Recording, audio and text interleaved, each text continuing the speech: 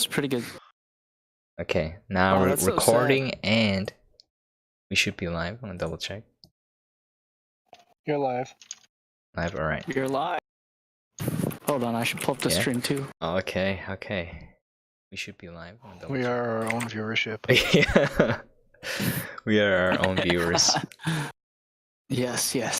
Yes. Oh, I am lagging. Just let me know if it looks weird. I'll shut everything down. Let me see. No, it looks fine to me Okay. as of now. Yeah. My glorious 480p stream. Okay. Yep. Okay. Am I peeking at all on your? No, the stream? you're right No? below the red. So you're not peeking. I seem a little bit Yeah. hot on the actual live stream. I will lower you then. Yeah, just a little bit. Okay, how about now? Hello. Hello? Okay, you're a lot lower. Alright. Yes, 2 viewers. One is Barry, one is Alright, that's sweet. That's sweet. Good. Okay, that's good. Okay, that's good. Alright, let's start then. Alright. Welcome to the 4th episode. Dang, we did 4 episodes already, guys. 4th Oh, episode crazy. of the Badcast, name pending, trademark, pointy hat club. This is practically an EP now. Yeah, it is. It is. Today We're we're already gonna closing in on 12 hours of content. Yeah, man. Oh, God. This episode's gonna go for like 6 hours, I bet. Again, episode 3, we're Oh, talking no. about Suicide Squad. We got our hosts. I am Sam. We are joined by Awesome Factory, who's Barry, and also by Iceman, Ice4467, Isaiah. All right, let's get. What's up? What's up? What's going on? My homies, they literally just one got home from work at this hour, and one had to find a place to sneak into. All right, well, let's go. All right, should we talk about any news or upcoming movies for like a sweet minute, and then we'll transition into the main movie because I got so much to say about it, about how. Okay, I'll save it. Otherwise, I'm gonna like unleash a torrent of. I guess, yeah. Well, on the topic of incredibly terrible things that have been done to the world, which includes Okay. Suicide Squad. Yeah. Aladdin? Well, no, No. legitimately terrible things. Okay. Poland has recently come out with huge outcry against the Catholic priests in their country Mhm. because there was a Really? documentary on the institutionalized abuse of young children in the Catholic Church, and they're really cracking down over there, and it's all over the news now. What are they doing? They're like doubling the sentences for all of the priests involved, and it's just a massive like public outrage at the moment in Poland. So that's the news for today. Okay. Really upsetting stuff, and the statistics that have come out are pretty disgusting too. It's like not a couple isolated cases, it's like hundreds of priests. Just get rid of them. Yeah, from 1990 to 2018, its official received reports of sexual abuse by a clergy of 625 children since 1950. Over half of them aged 15 or younger. Whew. Yeah. That's bad. I mean, if there's a trend, Bad news bears. yeah. Yeah. Okay. Dude, who in the world gave Suicide Squad an audience score of 60%? I'm sorry, I'm more outraged over that right now. This is a greater crime. This is a greater. I'm just Pedophilia, joking. whatever. I'm just joking, mean- obviously, but. 60% of you are officially brain dead. I'm sorry. Oh my god, how is that possible? All right, I guess we should just dive right into it because Yeah, I guess we'll just go for it. Yeah. Alright. All right. I think. Who's gonna? Yeah. You I was just gonna start? say, Lead us, yeah. Sam. I think this whole movie is pure garbage. There's no There's like small scenes there. I saw some seeds of hope. Like imagine there's a garden full of like poop. It's like you see like one flower maybe here and there. That's it. But the entire field is covered in poop. It just stinks. It's like it's no use to anyone. Like it's terrifying. It's smelly. I like your analogy. It's like you just my feeling when I walked out of the theater was it was like somebody took a shit and then ate it and digested that shit and then took another shit.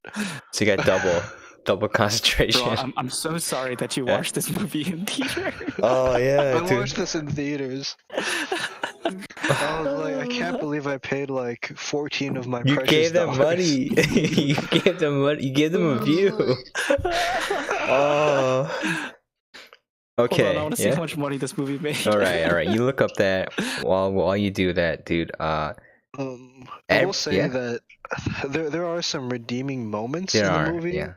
But all those do are like highlight how just bad. like the disaster that is the rest of the movie.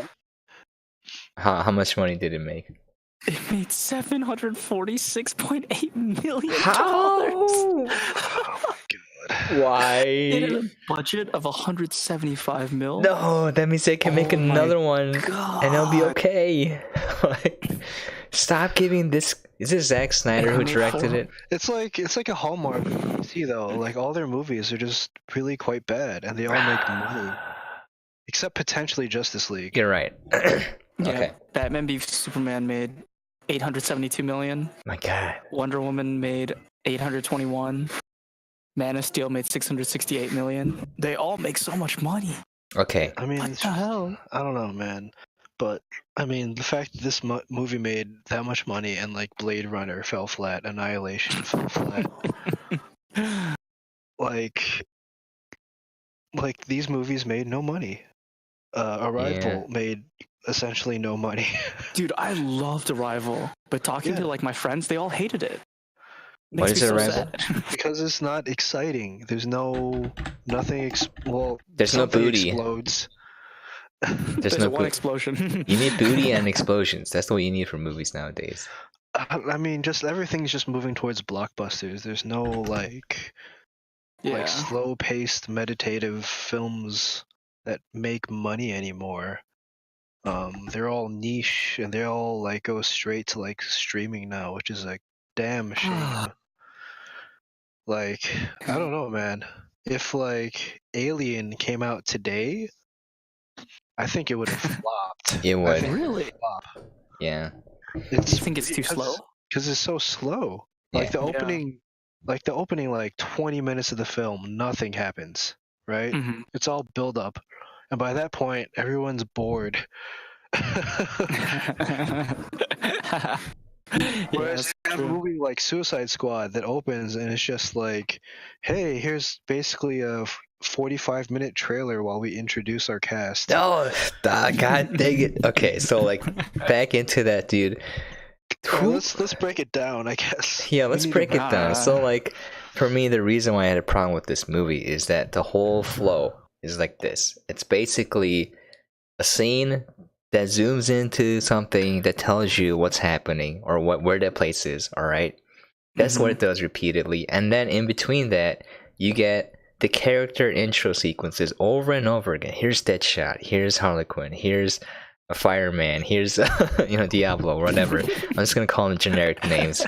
We got Weave Lady, we got all these people, and it's like, all right, just like bam, bam, bam. Katana. Yeah, Katana, and then all right. Katana does not get introduced until 40 minutes. She doesn't, and then guess what? And her name is Katana, yeah. which literally means sword. Yeah, sword. Or like like Slipknot. It's like, who's this character? How come he didn't get a title card? Oh, it's because he's gonna get killed later to show that the bombs in their necks are real. I'm like, okay. Yeah, that was so stupid. Anyways, like the problem I had was it's the movie telling you to not care about the character. Yes, and then they die because they're gonna kill him. Yeah, anyways. the movie's like it tells you everything. It doesn't let you think or see or feel for yourself. It tells you what you're supposed to think. It tells you what's happening. It tells you like everything. So like in the very beginning, there's an example here. Like the DC logo comes out, right? Like, all right, this looks pretty good, and then it goes into zooms in. to a graffiti of a guy in prison. It says "Till death do we part." We're like, okay, it's telling me that this is a really bad prison, right? And then, Well, I mean, yeah. okay. Not only is it like just telling you what to feel, but that shot is so bad. It Like is. the opening shot is so bad. Like the first shot There's just no it's context. so yeah. generic. I mean, it's whatever. It's a mediocre opening shot, Mm. and then it immediately goes to black text on black background. Yeah. And then that shot of the graffiti on the wall. Normally, it would be like, okay, here's like this is the iconography that will set the tone of the film. And then they just have a bunch of shit walk in front of it, just like a bunch of trucks and people walking in front of like the main focus, the main visual focus of the frame.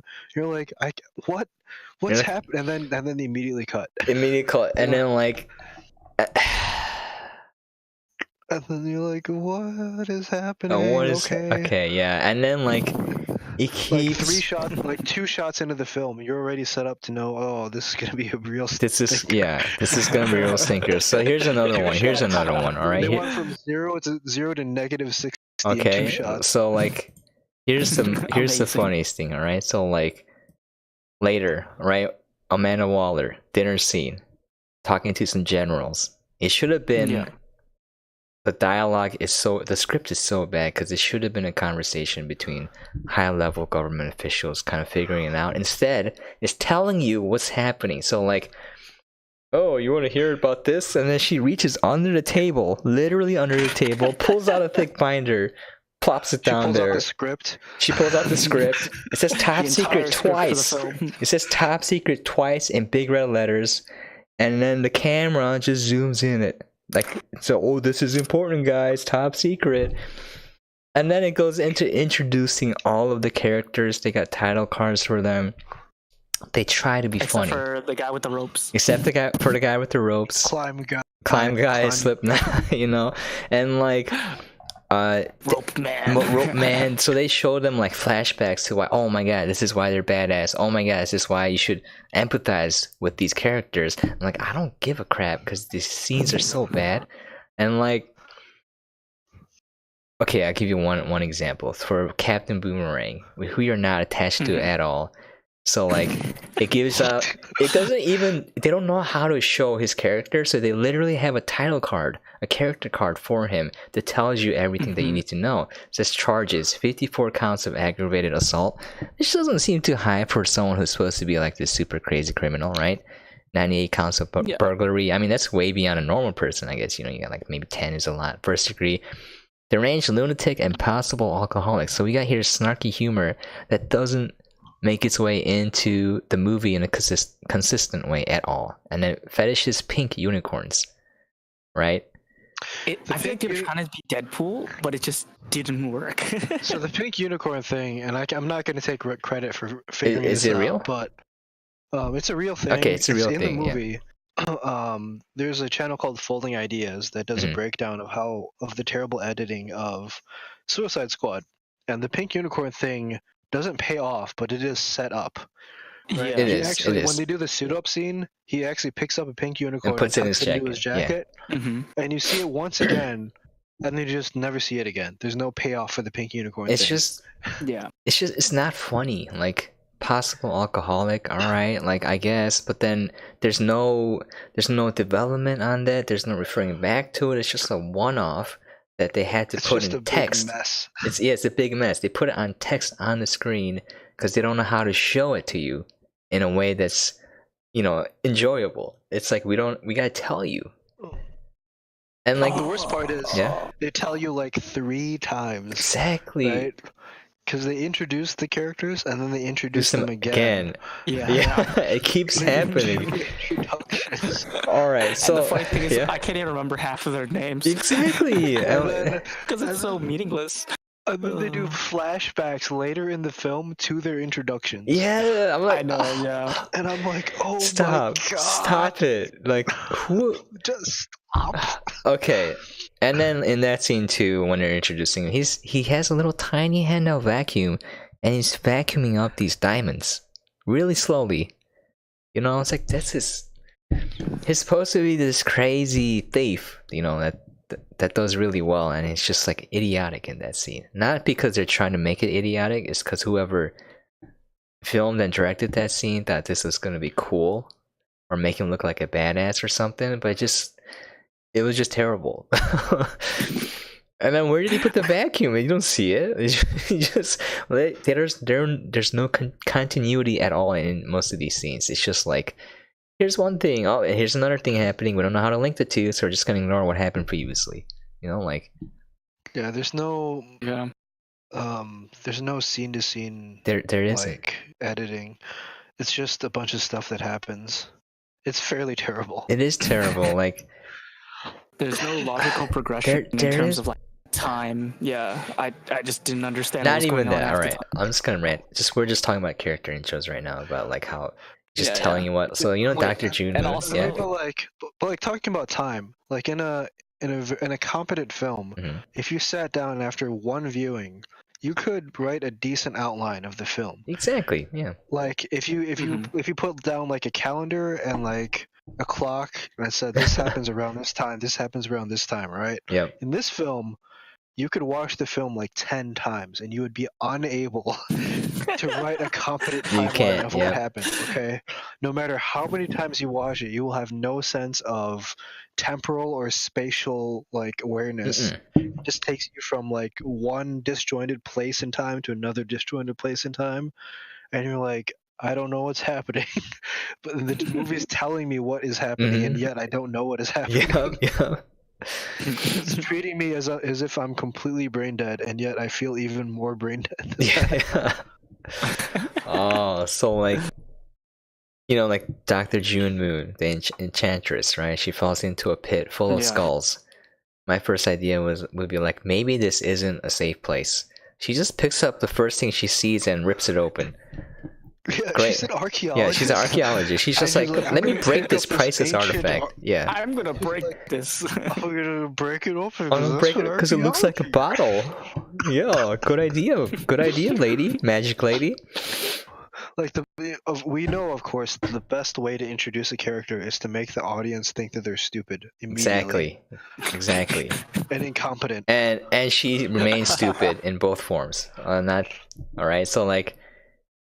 Like I couldn't take it seriously because she's like moving her arms in like magic to create this machine that just shoots lightning everywhere. She looks stupid. Shoots a blue laser into the sky. Yeah. Dude. How many movies have we seen a blue laser shooting? So many. It destroys a satellite, obviously. And like, and then she just makes out with everyone to turn them into like monster creatures. I'm like, man, that would kind of suck having to like. No, she turns them into the putties from Power Rangers. You're right. Oh, they're putties. They're just advanced putties. They're putties, dude. We're going straight back to the 90s with this one. Also,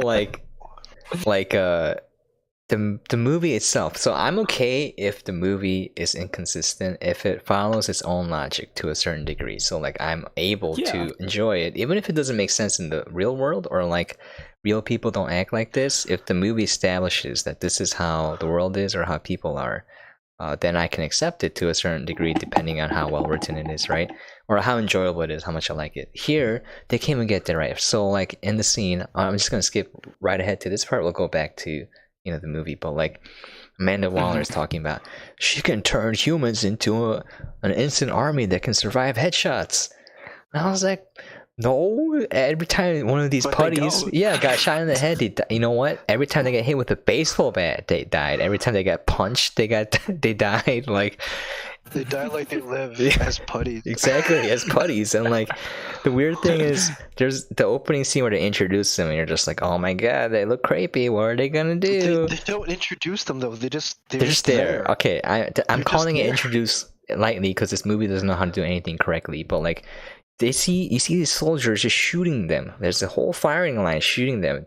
None of them get hit and down, and they just wreck the regular normie soldiers. And then they go past into the Suicide Squad. You got Harley Quinn just beating them up with the baseball bat, and like, so what happened? It's like not even consistent in its own world. That like Amanda Waller says, yeah. the core inconsistency is, and the core premise of the film is, what if Superman was a bad guy? Yeah, I know, I Deal with it, right? Yeah, And like it fails immediately. it does. What is fucking Captain Boomerang gonna do against Superman? He Nothing. will pick him up and Just throw him die. into the sun. Yeah, What exactly. is Harley Quinn gonna do against Superman? He Nothing. will pick her up and throw her into the sun.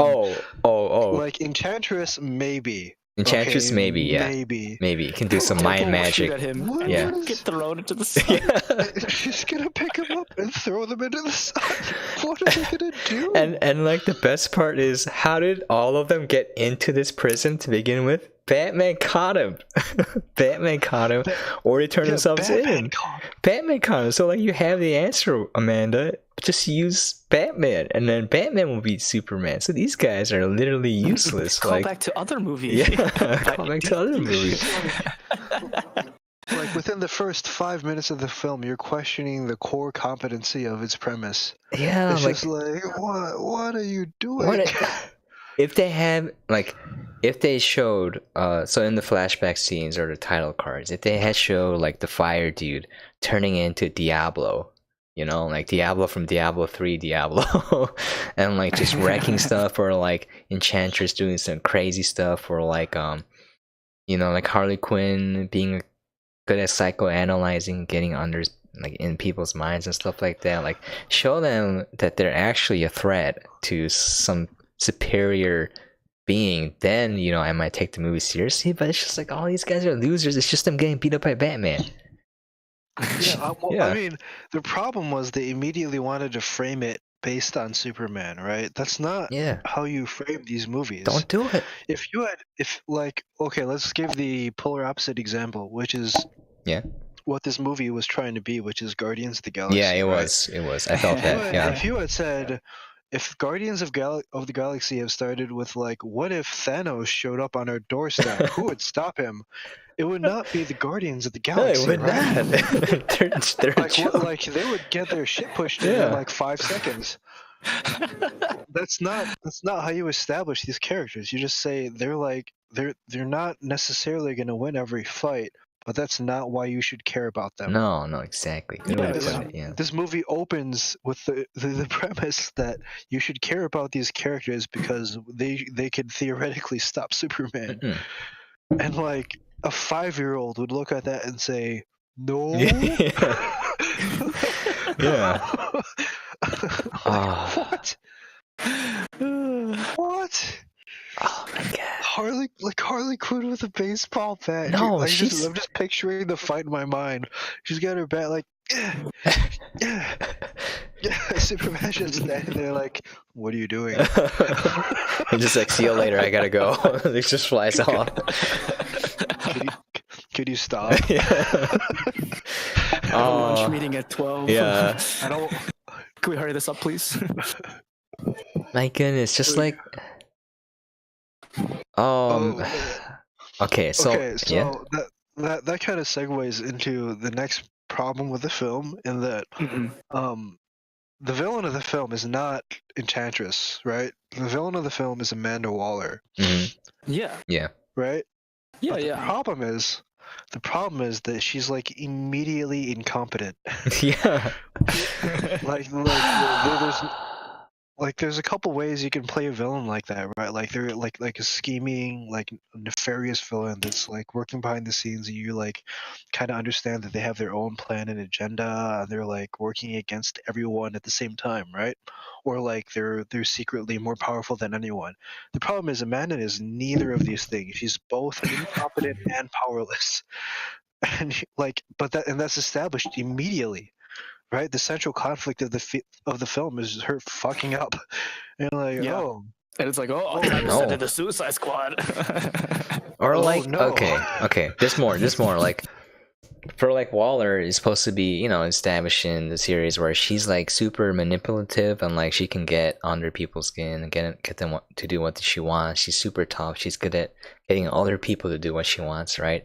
So like she's supposed to be this freaking mastermind, and like so like you nailed the nail on the head, because there's a scene where she's talking to Diablo, right? So she's supposed to like be this tough figure who can get people to do what she wants. She just goes up to his little tube. He's in a tube because he sets stuff on fire. She puts an iPad or a tablet right up to the screen, right, the window. She's like, "This is you, right?" And it's like him burning up other jailers, right, other prisoners. It's like, "No, I'm not the same man." Blah blah blah. And then Colonel Flagg has to step in, right? Nick Flagg, and he's like, "All right, don't you want to get out?" And blah blah blah. So like immediately she failed in convincing this guy to join her team. Like, that's not Amanda Waller. Like, that's how does she? Yeah. Like the way the movie portrays his character is that she sucks at everything. she might be a badass in some parts, right? They try to establish it, like in the scene where the big plot twist, you're rescuing Waller, and then she just shoots everyone because they don't have clearance, right?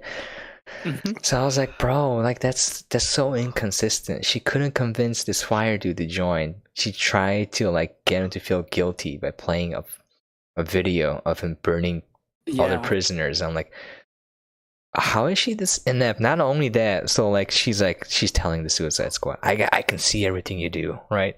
And then there's two squads when they go into the city.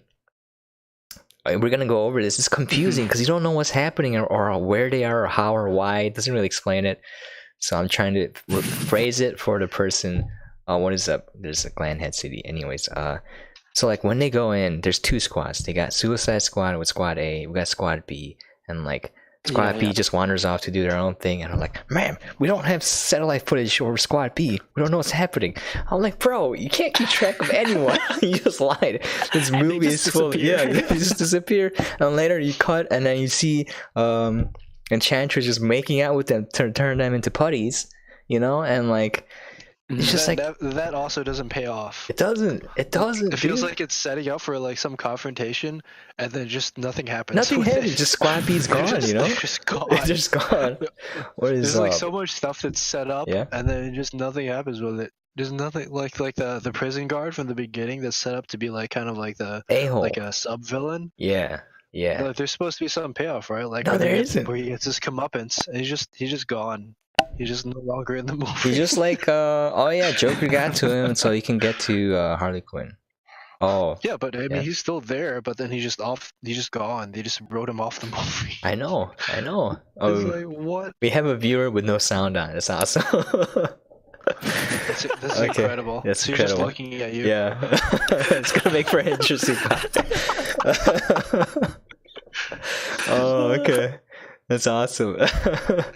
But yeah, it's just this movie contradicts itself right away. It introduces one element, and then the next scene, it's like, nope. And then that scene introduces something new, and then it forgets about it, sweeps it away. There's no payoff to anything, like Barry was saying. And like that guard, like he's in a casino, he's just being an a-hole, and then Joker gets to him. It's like, you're gonna get to Harley, right? This scene's not really explained, right? The viewer might not even understand that dude was a prison guard. It's just like, what is this scene? There's so many. Every Joker scene that was in the movie had no like relevance to the plot. It was just there. Like the scene where he's lying down on the knives. There's like a circle of knives around it. He doesn't use knives in the movie. Why does he have so many? Like, because he's crazy. But more likely, they're like, what will look cool on the screen without worrying about plot or context or character development. I'm like, all right, let's just put a circle of knives around it. It'll look cool, right? He's crazy. I'm like, man, Joker's crazy, but like he's not gonna be stupid enough to go out and collect all these knives and arrange them in a circle and then like lay down in the middle of it. He's busy doing crazy stuff, with people, messing with their minds and stuff. But like. And there's another scene. This is a problem. The movie focuses on what will look cool on the screen without really caring about anything else. There's a scene where, but it doesn't look cool on the screen. It doesn't. It doesn't look cool on the screen either. Everything looks terrible in this movie. There's a scene where Harley Quinn jumps off into a chemical bath. And I was like, wouldn't that kill someone? Anyways, the Joker like turns around, like reluctantly dives in, and then it looks like chemicals, like colors swirling around them. And I was like, all right, I think someone was thinking, I think the scene will look cool. Let's make it, and then just plug it into the movie. And like well, that particular part is sort of from the comic books. It's part of their origin story, but like yeah, without I get context, that. it doesn't mean fucking. It doesn't mean. It doesn't mean anything. I don't care. Yeah. And like, man, I did like though. Just as a side note, Jared Leto's performance as the Joker. So I don't like the Joker, right? Okay, but I think they also had a problem with casting as well. Like Margot Robbie, she's very beautiful. She's attractive, right? But when I was watching her, it felt flat to me. Like it didn't feel like I was watching Harley Quinn. It felt like I was watching someone try really hard to be crazy. And like, have you read any of stuff with Harley Quinn or seen any of her in like the animated series? The animated series. Yeah. Yeah. So, she's more of a dork in those. So a little bit of a backstory. Harley Quinn is an animated series original character. She was introduced with Batman the Animated Series back in the 90s. Okay. She was so popular that she worked her way back into comic books. Oh. And there's been a bunch of different interpretations of the character. Yeah, there's a lot.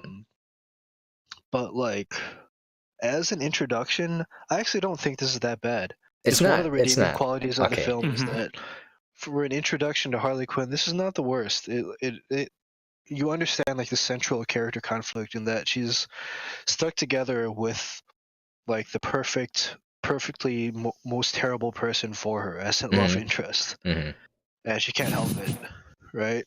And I think Margot Robbie portrays her pretty decently. She's got a little bit of vulnerability. Like you get the idea that she's like a bad guy, but not necessarily like an irredeemable person. Yeah. I got that. Right? I got that. That I can agree with. Yeah. But not a bad guy.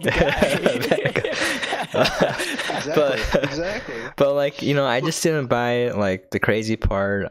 There's some lines of dialogue where I was just cringing. Like I prefer. You have to detach. It's really, really hard to judge acting performances in like massive turds like these. I know. Okay, first of all, I'm not saying she's a bad actress. If you give the worst script in the world and like just incomplete direction to an actor, they're like, what are you gonna do with that? I get that. I'm not saying that she's a bad actress. I'm just saying that I don't think the people who made this movie did proper justice to these actors. So like Will Smith was okay as Deadshot, Isaiah was saying, and I agree. Will Smith was surprisingly good. Yeah, like he's good at acting. Yeah. And like Jared Leto, I think he did a fantastic job in my opinion, and that he felt like a character. Like I didn't feel like I was watching an actor try to be someone. And like again, I'm not judging their acting ability. I'm just saying.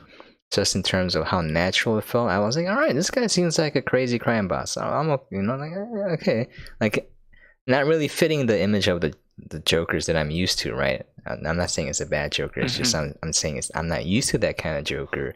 But like when I was watching him, I was like, this performance is pretty good. I'm not saying the lines of dialogue or the scenes or any of that were good. I'm just saying his performance in general with what they gave him. Like same as Will Smith, Nick Flag. I forgot his name. His actual name. I think Nick Flag. I had a problem with that performance. Really? Again, it's probably down to like just the awful dialogue they gave him. Yeah, I'm just saying he just felt like a generic soldier guy. You know what I'm saying? Like generic soldier guy, B-movie soldier guy. I am soldier. Yeah, I am soldier. Half of his lines are just like delivering exposition to the camera. Yeah. Yeah. Like, stop talking. Yeah, I'm okay with that because like when I was watching it, I was like, if this was like a B movie, and you told me that this was like a B movie generic soldier guy, I'm like, all right, I buy it. He did a great job with that. Not an A movie, maybe a C movie soldier guy, like. It's like you took a character from Black Hawk Down and stuck him into exactly so like compared to everyone else, compared to everyone else, like it was like it didn't fit right. I felt like they're focusing too much on making Margot Robbie look like a Harley Quinn, like that character vision. Like, all right, they did a fantastic job making this character look like what they want. and look fantastic in their own like vision, but like actually when it comes through to the viewer watching, it doesn't feel normal. You know, like Killer Croc, they did a great job with all that makeup. You know, I think they put body paint on him. Looks fantastic, Yeah, yeah. right? But like, Oh yeah, he looked great. he looked great, but like, you know, I as a What character, little of him you could see. yeah, you know, there's some funny lines in there, but like everything, it's just like it's weirdly focusing on how would this look on screen, and then forget about everything else, like the casting, the dialogue, everything. It's just like I thought that was the whole movie. It was like Also, you focusing. notice how he like. Yeah. Oh, you notice how he like suits up by like putting on a hoodie and like all this stuff? It's so Yeah. that they can just put less makeup on Yep. it. Yeah. That was great. Yeah. That's smart. It's just practicality. We don't have the budget to just do all the CG makeup. Just put a hoodie on. Yep. Just put on a hoodie. It makes it so much easier. Yep. And like Katana is so one-dimensional, and like the flashback scene, it's like Sword. it's like Japanese weeb lady with sword killing yakuza, and then it's like in that one dialogue, it's like, oh, you just watched while you killed my like I didn't kill your husband. It's like, but you watched him be killed, right? And then she kills him. It's like, oh, I guess she lost her husband. That's why she's fighting. We're supposed to feel sorry for her or something, given like you know a line of dialogue that lasted like 5 seconds. You know, like okay, I guess. I thought it was so funny that her name was Katana. Yeah, I was like, I mean, that'd that's be like character naming name. a character. It's like you're Sword. Grenade. Your name is Gun. You Instead are of Deadshot, Grenade. yeah, you're a I would grenade. love to be a superhero named Grenade. That would be the best. What's your superpower? I throw grenades. I'm Captain Shotgun. Yeah. What do you do? I have a shotgun. Yes, very very generic names. Oh, that's man, amazing. yeah. I just thought that was so ridiculous. I mean, DC does have the Green Arrow. Green arrow. He shoots green arrows. He wears green. But the TV show adaptation's honestly not that It's bad. I would compared to rather watch Suicide the Squad. TV show than Suicide Squad. Like, oh my god. Yeah, in the TV show, like even Waller is so much better. Yeah. Like so much better. Even Deadshot in the TV man. show, I think, well, they had more time to develop the character, but like he's just this minor character, and you kind of learn that, you know, he's not a cold-hearted killer. He has a daughter, and like it kind of it's like slow balls you on that. It's like there's a build up over entire like seasons, and then he sacrifices himself to save other people in the Suicide Squad, and you're like, wow, he died a hero. Like Floyd died a hero, and it's just like. And here, you know, it's like beating you over the head. Oh, he has a daughter. Oh, I guess we're supposed to feel sorry for His this daughter, guy. by the way. Yeah. I mean, it's entirely possible to give pathos and empathy to these characters within the constraints absolutely. of a 90-minute movie. It's just they failed completely. Oh. I will say I think I cared a little bit about Deadshot. Because there are basically three main characters in the movie, right? Well, three protagonists, which are Deadshot, Harley Quinn, and Nick Flag. And of those three, I actually kind of cared about Nick. No, not Nick Flag. Generic soldier guy. I kind of cared about Will Smith. Yeah. I kind of cared about Will Smith's character. Because you see Like that about he's him trying to seeing be his daughter good. again. Yeah, he's trying to be good, but he likes killing people. So it's kind of like, oh, okay. I mean, yeah, he's like a mercenary. He's got a daughter. He's got like that emotional core. You're like, okay, I get the character. You got me. And then they move on to the other characters. You're like, you've immediately lost me. You lost me immediately. Yeah.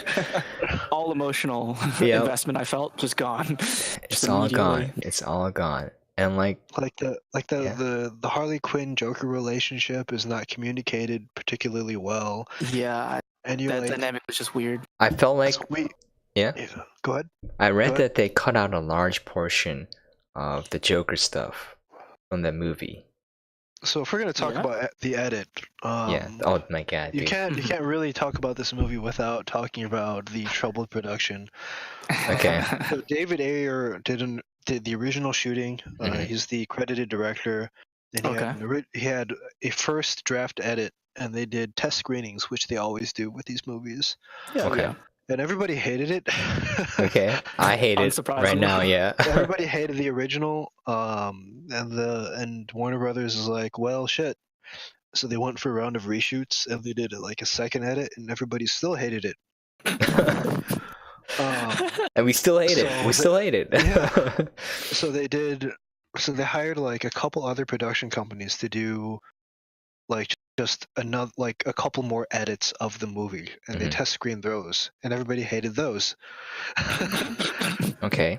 So they did just tons of reshoots, and then like they cobbled together what is the cinematic release, which is a combination of David Ayer's original, his reshoots, and the third party edit, which is made by a trailer company, which is why a lot of the movie feels like a fucking trailer. It does. That's what It's it just a is. highlight reel. Yeah. It's just a highlight reel, yeah. And so that's why this movie feels so choppy, is because it's cobbled Damn, together. that makes so much sense. It does. It's because literally like piecemeal, like you took 3 different jigsaw puzzles. you try to force them together. You took a sledgehammer and just like smash them together as best you could. We will make this happen. We will make this work. We need to make the movie. Oh my That's god. impressive to me because the budget was only 175 million. Like, I think that the original budget was about half that. And I want to say. okay. I felt like they spent too much on these really spectacular action sequences that don't really pan out. So like mostly in the city, where like you see this huge. Oh, the action is awful. The action is awful. It's like a wreck. It's so bad. There's a lot of CGI in that. But yeah, like talking about the editing is really bad too. Like you can tell it's cobbled together, I guess. But like the problem with that is like each scene doesn't really flow into the next one. There's no connection. There's no referring back to it. Felt like you said, it's jigsaw pieces that don't fit together, just being sledgehammered together.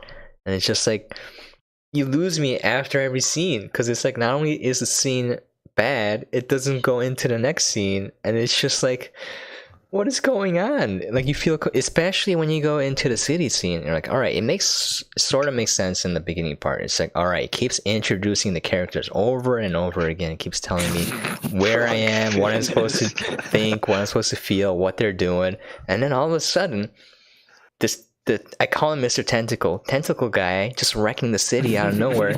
They go into the city. It's like a zombie zone. It's like, what happens? You know, I would imagine things on fire and people running away. It's just completely empty, and like huge stretches of the city is empty. And I'm like, yeah. Did all of them get turned into putties? It doesn't really explain. There's like a Dude, I remember this moment because it was a moment where I looked up and I was turning my head around the audience to see if anyone else was confused. Because they're like Enchantress releases her brother and he's like terrorizing the city, and then like they're setting up to like go take him out, and then like Enchantress betrays them in a completely expected manner. Yep. Oh no! There's like a cut. And then there's a cut, and then they're in a completely different scene. They're in like the Pentagon. Yeah. Or something. I'm like, oh, okay. I guess I thought that was like a rising action moment, but now we're here. And then like there's a suiting up scene. I'm like, what? Did we reset? Is this like another? Did we go back in time, or is this a flashback? And then there's just a throwaway line of dialogue, and they're like, okay, 24 hours ago when Enchantress betrayed us. I'm like, wait, this is tomorrow? Wait. And again, I popped in my head, and I'm like looking around my theater, and I'm like looking left and right to the people I came to the movie with, and they're looking at me like, I don't know. I'm as lost as you are. My God, I thought like, what the hell are you looking at me for? We're watching the same movie. Like it was confusing because I remember that part you're talking about too. It felt like Flag was letting Enchantress go, like go run away, dude, escape, like run he was free. trying to make her escape or something. And it turns out she just betrayed him. I was like, I don't really care. That should have been the pivot for the movie. Yeah, that was the moment where the movie pivots, and you're like, oh, okay, here's where the plot starts running away, and it's just like cut. It's like cut. 24 hours later. Cut, and it already ruins it. You already know she's doing stuff. Like she's doing bad stuff. I remember I put my hand on my head, like, and I started squeezing my cranium, like, oh, what is happening? What? What is going on? It's just like, it's like, you know what's going on. It's just that it's so bad that you don't want to understand it, because it's like you're It's losing so bad brains. that I want to believe it's a stylistic choice to make you deliberately confused. But that's probably giving them too much credit. Don't give them credit. Don't give them credit at all. And wait, I thought that was so funny you mentioned that, because I was watching the film yesterday, right? yeah. I've already seen the movie before. Okay, And then that scene came up, and I was still confused. And I was like, wait, I don't, what? But It's like I said, you can watch this movie a dozen times, and if somebody asked you to make like a timeline of the shit that happened, you'd be like, I got nothing. I can't do it. I've got nothing. It's terrible. There's no like temporal. There's no breathing room between scenes that need it. There's no like temporal establishment. You're just like, where the fuck are we? The only establishment is when the camera zooms into something that tells you where the location is. that's the only thing. Yeah, there's just like this is a prison. Black text on a black background. Here, zoom in. Oh, top secret. Or zoom into the binder. Top secret. Whoa. Oh, it says it twice. And I was just thinking, bro, I never seen anyone carry something top secret in a binder and just like casually just plop it like anywhere. A three-prong binder. Yeah, three-prong binder. Binder of infinite secrecy. Yeah, of infinite secrecy. And it's like, if you wanted to keep a secret, wouldn't it be like, in like an encrypted data chip or something? Like they have those. At least the Manila folder. The Manila folder, classic, top secret, briefcase that's handcuffed to your wrist. Like. Oh my god, dude. Like, talking about throwaway scenes, alright? There's a guard in the camera room eating Chinese food with chopsticks, and he's just watching all of the members of the Suicide Squad. That scene had no purpose. I thought, usually when they show that scene, a breakout happens, right? Like they do something with the cameras, or like, he just sits up suddenly and it's like, what happened? Instead, he's just eating food, and then the scene passes by, and it had no purpose. It didn't do any character development. It didn't really transition the scene to another scene. It's just there. Like, there's no purpose to that scene anywhere, and the entire movie is like that. And like, when I was watching, I was getting so frustrated because I watched like 20 minutes of it. I was like, I don't want to watch any more of this movie. Like, it's not enjoyable. I would have to be, I think, in a coma to enjoy this movie. Like, it's a stark contrast to like all these Taika movies, or like Thor Ragnarok. Yeah. It's just any movie where each scene, the director, you see their like vision for the movie and like what's important to him, and he's placing the scene there carefully into place to kind of either develop a character the way he wants to, kind of establish something, like move the plot along, depending on what's important to the director, right? In this movie, there's no purpose to any of these scenes. It's just to tell you what's happening and who these people are and how you're supposed to feel, or like no purpose at all. Not even that, like that scene with the guard in the camera room. I was like, if you watch that scene and I asked you what do you get out of the scene, you'd be like, nothing. Like, it's so generic. I was like, how is this movie even made? That's so bad. It's really bad. The entire movie is like that. That's the frustrating part. It's like every scene you could have cut it out, like, and you would not miss anything. If you dump like $100 million into a movie, you better finish the movie. Yeah. You don't really have a choice at that point. You have to make something. Yeah. And ultimately, they ended up making what, 7? No, like, what is it? 3 times the budget. It's frustrating because they still fucking made money on this. That's frustrating. Yeah. Piece of crap.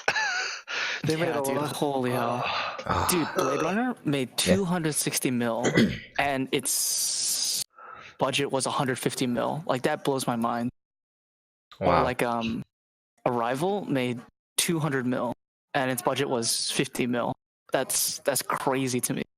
That's okay. Exactly. Yeah.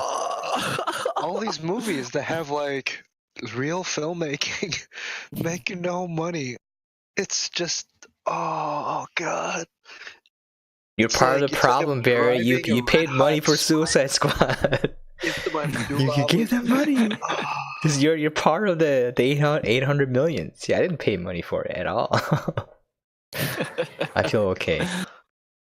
Ah. like the whole, like during the entire film, it was like I was throwing up into my mouth. Like, oh my Dude, god. okay. I just gotta put it out there just how bad this film is. So like how like it doesn't make sense how these characters are so inconsistent, how these events are so inconsistent. So like the main point, the plot device for Enchantress is that you have her heart and you can control it, right? Because you can kill her with if you have her heart. By killing her heart, you kill her. So like when she misbehaves, Waller literally takes a pen and just stabs the heart. And there's a part where they're like, Enchantress has gone rogue. She opens up the case and starts poking it with a pen. And I was like, don't you have something like a gun? You have a gun, just shoot it, right? Or just squeeze it. Like it showed that at the end, generic soldier guy flag just squeeze. He just like went poof, and then the heart disappears and she died, right? So it doesn't make sense that Waller's just stabbing it with the pen, and then Tentacle Dude comes up. She's like, help me, brother, I'm dying. Just sticks a tentacle into her and she's fine. So this plot device that you had that's supposed to be her weakness doesn't even matter. It's just like It's fine. They answered phase 2 of the boss fight. you're right. And it's just like you're This right. is the part where you beat the boss for the first time. You're right. And then they just like magic themselves away. Yep. And you have to fight them later on. Exactly. And like the thing is, like she sleeps with the heart next to her. Enchantress goes in. All of a sudden, the case starts beeping red, as if it can magically detect this magical creature is coming close. And like she just yeets out, and I'm like, like, please, like put it in a safe or something. Like, anyways, talking about the boss fight, this is how bad the movie is. So like in every generic JRPG or anime, when you're beating the boss, they always say the same thing. When you're about to beat them, looks like they're getting beat, they say enough, and then they just trash all the heroes, right? So this actually happens in the movie where they're like fighting her. It's like, oh, it looks like they, they're just getting a few hits in. And she literally just teleports back to the boss entrance. She's like, enough, and then just pulls all their weapons away. And then it's like, you have no chance. I'm in phase 2 now. Like phase 3. Like, I have powered up. I have power. Yeah, you're right. Super Saiyan 3. I have powered up. Enough. She literally says hope you enough. guys have some Phoenix Downs. Yeah, exactly. Phoenix Downs. You gotta get the high level materia. Knights of the Round, best one, man. Speaking of Enchantress, and I want to take a quick aside here. Okay. Cara Delevingne. Oh my god. Like, she's a lovely lady. She is. But she has a very, very, very limited acting range. Which is on full display in this movie. Yes. She's like, hair. It's like she has either like flat cardboard or like full ham, and there's like no in between. And like, it's really off-putting because like Enchantress goes from like scary scary witch lady to like generic person. Like no, it's like full ham. Like let's go to like 150% and see where that takes us. Okay. Just and she doesn't have the range for that. Like I'm gonna unfairly compare her to Kate Blanchett in okay, that's not a fair comparison. They're essentially playing a very similar character. They right? are. Yep. Yeah. Basically a god of the realm. She starts off like in a reasonably low point, and then like evolves into like an unstoppable boss monster or whatever. And Kate Blanchett, like she's like full cheese, but she pulls it off. She does. Right? And Cara Delevingne is like, I am a video game character. Prepare boss fight. yourselves. That's so bad. Oh my god. And like Cara Delevingne, if eventually you listen to this, I'm sorry. I don't know her, so she could be big, incredible. Yeah. like the scene where he finds generic soldier guy Flag finds her and she's like in a bathtub. It's for some reason has grass in it and the water is black, so it's like, oh, spooky things are happening here. I'm like, bro, no one would go through the trouble of finding grass and putting it in the bathtub, you know? Like, I'm just saying that one scene. And then the next scene is they're making out. Oh, I guess they're in love now, you know? I'm like, okay. The scene took like you went from a bathtub filled with grass and black water to like they're making out on the bed now. Okay, I guess there's some kind of relationship. They had no chemistry Yeah, at all. Nope. Waller was like, I knew that they would fall in love. Like, did you? Did you? No, you didn't. Waller, you don't know anything. You're like failing every other step of the way, dude. Like, or also for like Diablo, like what are his stakes? How do they get him to fight? It's just they can't. he They're just like, turned we'll kill himself you. in. It's like, okay. Yeah. What? It's like ironically one of the most powerful characters. What are the stakes for him? Exactly. Like there are no stakes. He don't care. He just doesn't want to hurt anyone. Diablo's character stakes are that he has to point out the fundamental flaw with the entire squad. Yep. With everyone. Although, like his big moment in the film is where they're all confronting Enchantress, and he's like, "It's the first time I've had a family." I'm like, "What?"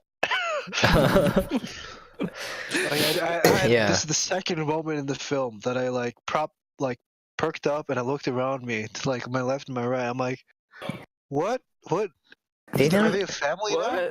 When did that happen?" Apparently, right then and there. And the people I was with were like, "I don't know." Everyone making them like, you know, like. Have we had that emotional catharsis? I don't think we did. He's just there because he's like, all right, everyone's in their dream phase. Again, when they're about to fight Enchantress at the end, you know, just laying it out for the people listening later or whenever. They're about to do the boss fight, so they're getting ready. She's like, "Come on, guys, I can see you there." Harley Quinn's just gonna go out and like, "All right, well, what can go wrong? Let's go out." And then they're like, "No, don't go out." And then she's like, "Mind magic, I'm gonna give you what you want."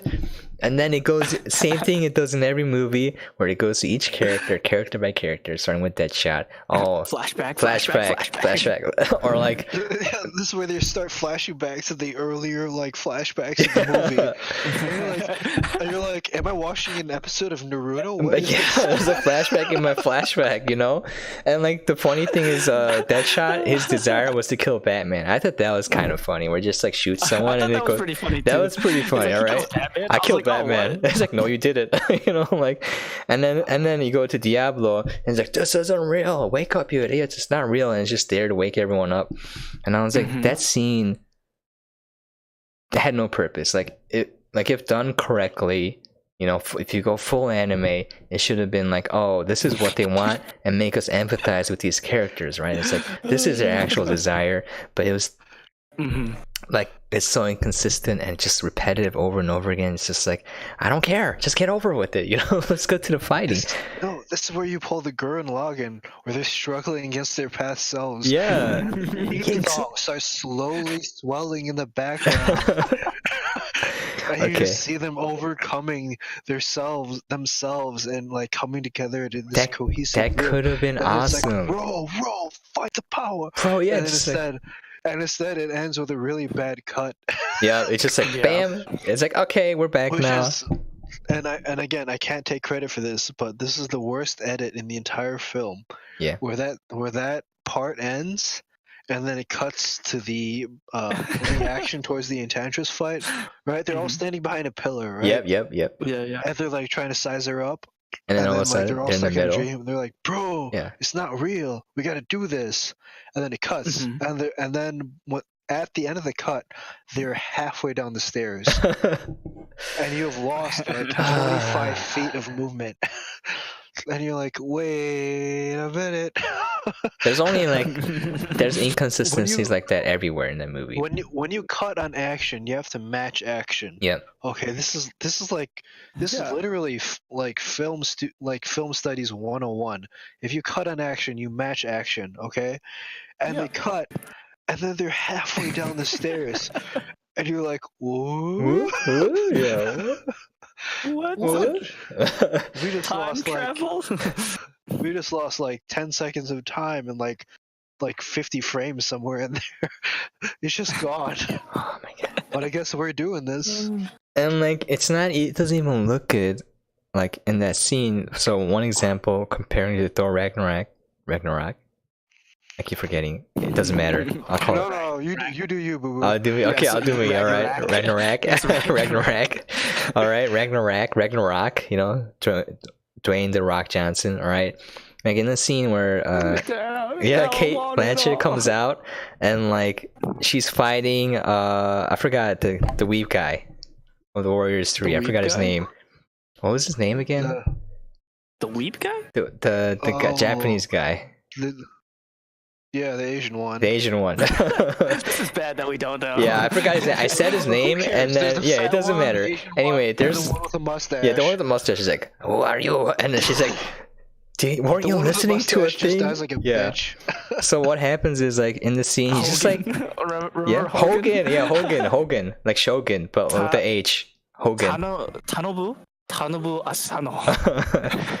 It's like, who are you? Anyways, he gets knocked past the stairway to the edge of the map, and then after the fight scene, he's like in the middle. He just gets up, so you know. But the scene looks fantastic. It's like there's ruins everywhere, a bunch of dead bodies. They're in the center, and she's just like, just kills him, right? Like if you think about it for a second, it's like, well, he got knocked off to the side. How did he get there? Maybe he fought his way through and then ended up in the center again. You know, there's enough like time passing by that you can kind of like logic it away or not care enough. But like this movie has so many scenes where like one thing is happening and then another thing happens, and it's just like it's so jarring that you can't wrap your head around it. Like this is not natural. This is someone on drugs. Like you know, like it's just jumping all over the place. And also in like Thor Ragnarok too, it's like they're constantly cutting between different fights or like different things that are happening, actions that are occurring between different groups constantly, right? Yeah. So especially like in the third act when they're fighting Hela, it's like that's Thor versus Hela's one big fight, and then Valkyrie on the bridge, and then Hulk against that like Good wolf, point. right? But it's all logical. Like you understand exactly what's happening and when, time-wise. But in this movie, so many fights happen like at the same time, but you have no idea what the fuck is going on. Also, they're in the same room too. It's not so like scary. different. Yeah, there's not different places. Everyone's there. Why is it so hard? Let's take a quick moment. Okay. And talk about the geometry of an action scene. Okay. All right. Okay. And I need to spend a moment on this because we've had in recent years some really great action set pieces, and in Suicide Squad in particular, some truly dumpster tier. Okay. Okay. The geometry of an action scene is you have your setting, which is the place where things happen.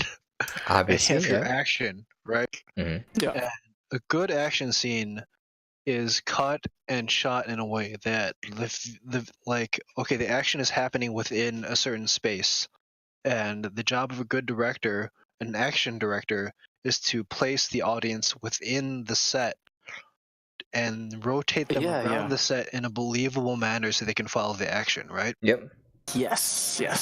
It's a very simple rule. You have to bring your audience through the action in a believable manner. And like the most recent this last 2 weeks is John Wick 3, where they can take the audience through an action set piece, and you can have a very simple geometry to every action. You understand where you are in a given set. Like we are in an apartment building, and John Wick is here, and the bad guys are here, and we start here, and we follow the action this way, and we cut here, and we cut across the action, and we're looking from a different perspective here, right? And you understand the audience, and at any given moment, if you paused the film and said, "Where are you in the action right now?" the audience could tell you. They're like, "Oh, okay, we're behind John Wick here, behind this bookshelf." Okay. Yeah. A bad action movie like Suicide Squad, if you pause at any given time, if I asked you, "Where are you in the action?" you could not tell me whatsoever. It's like, What what the the hell hell are you? Yeah. There is no geometry at all to the action. Like they break the cardinal rule of crossing the line of action, Yeah, which yeah. is if you have like A character, B character who are fighting, if you cut across the center line, if you take the camera across the center line from perspective and show it from the opposite angle, like that's like a big fat no-no because you're essentially like spinning your audience around.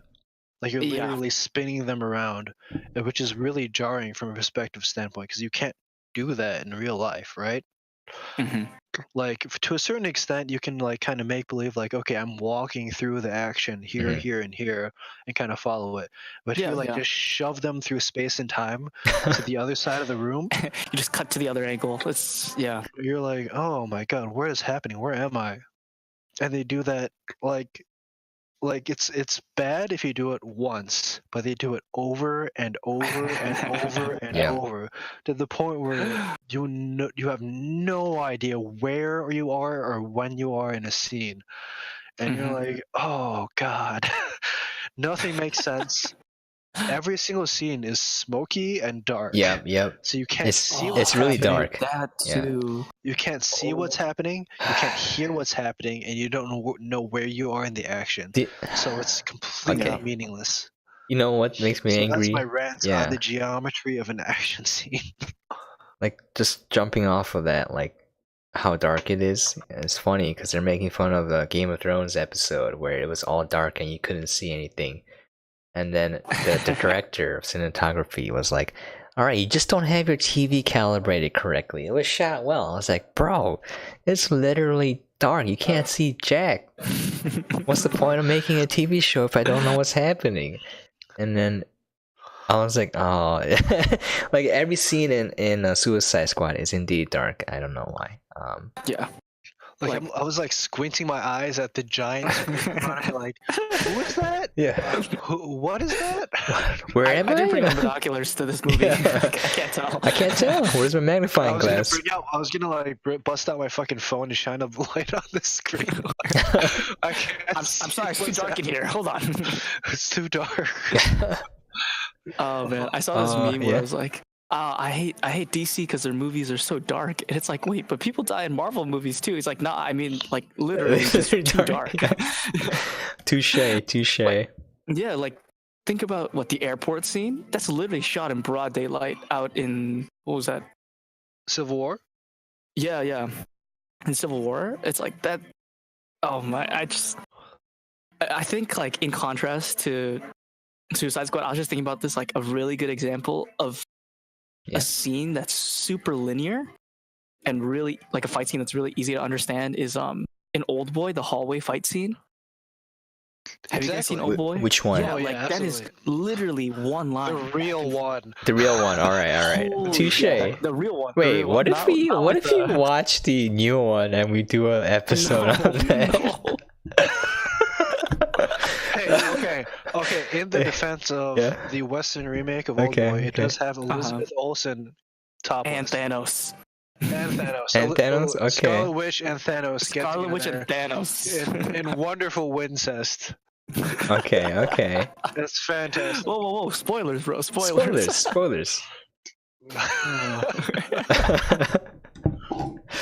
That's a great point in that, like, I would say Marvel does their action okay in general, and I don't think sometimes it's like very amazing. well. They shoot for clarity, though. Mhm. They shoot and edit for clarity so that, like, if you're 5 years old, you can follow what's happening. It makes sense. You know what's And happening. especially, I think the best example is probably Winter Soldier. Mhm. Like that opening fight Yeah. scene, most of it is shot in continuous takes and in wide, right? Like you're pulled pretty far back from the action, like off of that ship that he's on, and you're just watching Cap just like walk through the ship and take people down, and you understand the full, like again, the geometry of where everybody is and where the action is. And you can see him, like if he takes a punch, he's getting punched. Mhm. Whereas Like, Yeah. like in Suicide Squad, if somebody gets hit, like they just cut, and you're like, oh, did he get punched? I don't know. I don't really know if he got hit or I not. don't know. Like, Yeah, there's a lot of things happening off screen, Yeah. or like slightly like they cut off half of the actions, like because at the bottom of the screen, just like And again, we have to go back a little bit on this. I'm not sure if this is a result of the mixed editing or the fact that they just got like no coverage or like really poor like filming on set, but like you just could not tell what's going on. I think it's At probably a all. And combination I of think all fight scenes. everything they there. ran out of budget on the lights. You Like- know, they just. We have to cut the budget Just have somewhere. them There's no have, like, lights. all the PAs Yeah. holding up their cell phones. Yeah, look at cell phones. Like one scene, you can see the blue Yeah, light that reflecting. 175 bill Yeah. obviously did not go towards the lights. Oh my god, yeah, just like, oh man, like, oh, we can go on forever. Like, I think the writing is bad. I think the casting wasn't so, it wasn't done as well it could have been. Like, I felt like Mhm. the way it was filmed itself was bad, and like the editing, I guess it makes sense if there's like multiple edits being mashed together, but like you should have. None of it makes sense. Yeah, none of it. Like, okay, here's a great sense. example. Opening scene, you know, it just zooms in on the what is it called again? The what? My mind prison? blanked out. The prison. It's like, oh, this is the prison, and then it transitions into Will Smith with the derpy face, and he's just punching a bag, right? So I'm gonna show the picture real Yeah. quick. Let me zoom up on it. Because it's like, look at this. It's just like, what is this? It's like he has a really derpy face, as if he has like a mouth guard in his mouth, and it's just like, it doesn't give off like the perception or like the image that this guy is really tough, you know, like he's like shirtless, is just punching, right? And then what happens afterwards is that the guard talks to him, and then he just opens the prison door, like a little window, and it's like, my friends call me Floyd. And then the prison guard is like, you ain't got no friends here, Floyd. And it's just like, why is their dialogue kind of like their first meeting? You know, it looked like that he was there for a while because he's like punching a bag, right? And then At that point, it's been like 9 months too, right? probably they don't really. I think so. We don't Because know. when they pull them out, Yeah. they say it's 9 months. Sure. Again, time. Time. They don't Yeah, explain. they don't explain it. But like, There's no temporal. there there's is no not like, temporal placement. if you're judging it by its interaction, you would have been like, he must have just gotten here and just met this guy. But no, he's been there for a long time. And then what happens next is like, they have a fight. It's like, why don't you get in here? Like, you know, right? So, and then it transitions into a scene where they're holding him in a chair. Again, why didn't they do this in the prison cell? They're in the middle of like the prison courtyard, and they're holding him in a chair, just one dude, and it's just like clubbing him into his stomach. And it's like, oh, and like, are you supposed to feel sorry for him? Like, you're trying to do so many conflicting things. First of all, you're trying to set up that this guy is a badass, right? He's a badass. He has an attitude, and all of a sudden he's getting his ass handed to him by like one prison guard in the very first scene.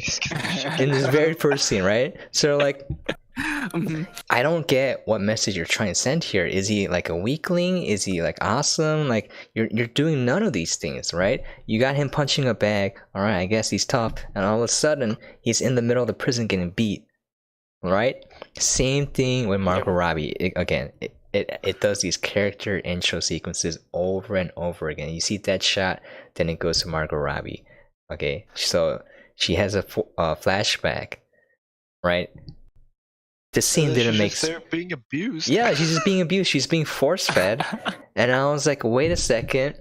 She's dancing all of a sudden in this cave. It's supposed to look like she's crazy and hot at the same time, and all of a sudden goes to a flashback where she's being force fed, and the thing that happened before, again, conversation with the prison guard, is like, watch out, guys, don't take her for a weakling. She put 6 of my men in the hospital. And then it goes to a scene where she's just being force fed, right? So it's like it's conflicting here. Like, are you trying to make me feel empathy for the character? Are you trying to show that they're weak and human at the same time? It doesn't make sense at all. And I know Barry said you don't like the soundtrack, but I love the soundtrack. I think that's one of the good things in the movie. I like the soundtrack. Yeah. So like opening scene from the DC logo into Will Smith is House of the Rising Sun by the Animals. It kind of makes sense. It kind of thematically fits, where it's like, you know, House of the Rising Sun, a house of drunkards and all these poor people. Yeah. So if I can defend my position here, Oh no, Yes, I not think that you're it open. thematically Yeah. fits, it's that it's like it perfectly thematically fits. As in it's bad. Like Yeah. like any it's the intro sequence is like 6 of these consecutively, right? Yeah, Like all yeah. the character comedy. Yeah, It's so many of It's these. like it's literally the introduction, like the intro, the unskippable Yeah. intro Yeah. video to You're a like video trying to push forward and like skip, but it doesn't. And like you you just like you're rolling your face across your yeah. keyboard, Yeah. trying to skip the scene and you can't, right? Yeah, that's Like, a very goes apt the description of the movie. It goes like House of the Rising Sun, and then introduces Will Smith and plays Yeah. Black Skinhead, and then it goes to Margot Robbie as Harley Quinn and plays You Don't Own Me. You Don't Own Me by Leslie Gore. It fits Yeah. the Yeah. character, but yeah, Just like, but there's no restraint at all. there It's isn't. the most obvious. Like, and then it goes to like fucking like Captain Australia Man, and it's dirty deeds done dirt cheap. And you're like, just fucking push me. Okay. In my defense, all right.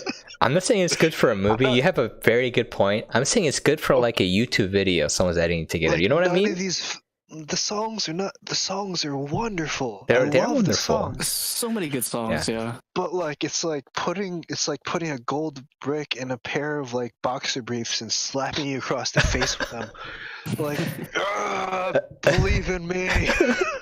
Hey, do I get to keep the gold? As long as that happens, you know, I'm okay with that. I'm kidding. I'll be dead. Okay, I'm gonna contrast this with Guardians Guardians of the Galaxy? Okay. Heck yeah! All right. Okay, All right. okay. Oh, wait, throw This is Ragnarok still- too. Throw Ragnarok. No, No. I'm gonna Okay. go with Guardians of the Okay. Galaxy because this was released at roughly the same time. Okay. Yeah. Right. Yeah. James it came, I think, what was it, 7 months before Gunn. or after? After. Close enough. No, before. Clearly Before? Okay. before. Definitely before.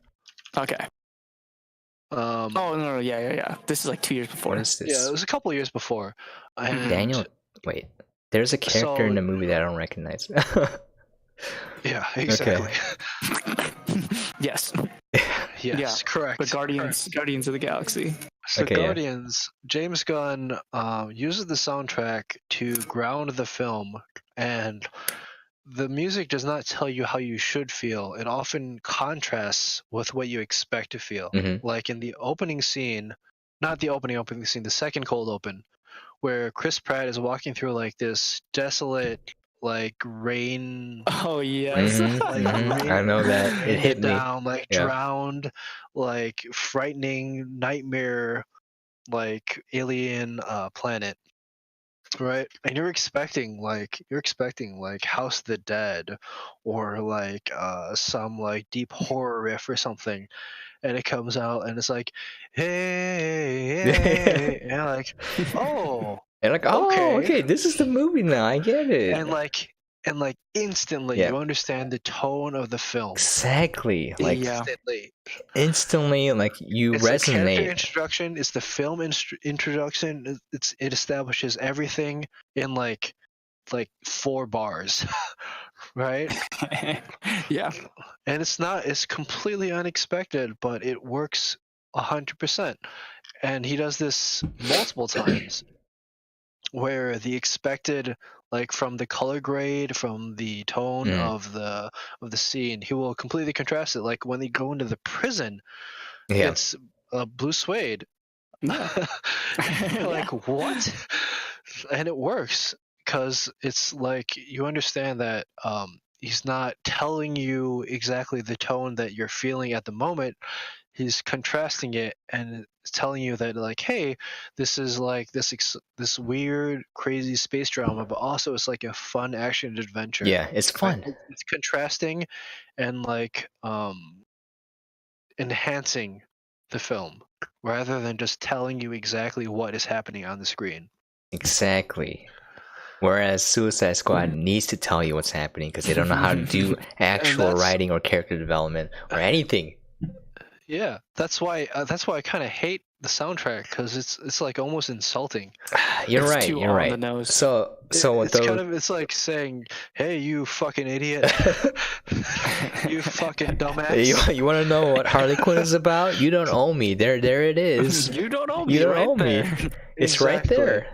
But like, I think it was good in the sense of like if you're making a YouTube video. So like I do this a lot. Isaiah, you have If you would experience with take the this as first well. 20 minutes of the movie and made a YouTube video out of it, it would have been okay. Yeah, like what I was trying to say is like I think the mind of the editor is very inexperienced if they're looking at this and saying it's good because like when we make videos, Isaiah, right? We're like, okay, it's very common practice for YouTube. You just find a song that fits, like literally tells you how you're supposed to feel. Just plug it in there in the background. It's not the main point of the movie. It's just there as background noise, so you have something for the viewer kind of like have on the back of their minds to fill in any blank space. It's just there. That's what YouTubers use music for. It's kind of like a crutch almost. But like, so if I was making a YouTube video and just like putting in sequences, that's exactly how I would edit it.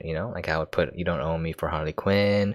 House of the Rising Sun in the beginning, all the songs for those guys. I'm like, you know what? I made a great YouTube video, but you know what? This isn't a YouTube video. This is a movie that you're supposed to watch. You paid money for it. Like, it's the difference between a short video thesis and the language of cinema. yeah. You're like, this is what a person who doesn't really have a full understanding of what they're doing or the budget or the means would do. This is one guy with $0 versus this is 500 guys with $100 million. And like they're supposed to be professionals. Yeah, like the sad thing is like often these YouTube videos, all of which was spent on the rebroadcast rights for all of these fucking songs because they had to have been expensive. There's so many. Yeah, they cut the budget on the lights and they you're spent right. it all You're on right. The music. And like there's no payoff. $50 million to play "You Don't Own Me," guys. Yeah, yeah. And the sad part is, so like the music is such a great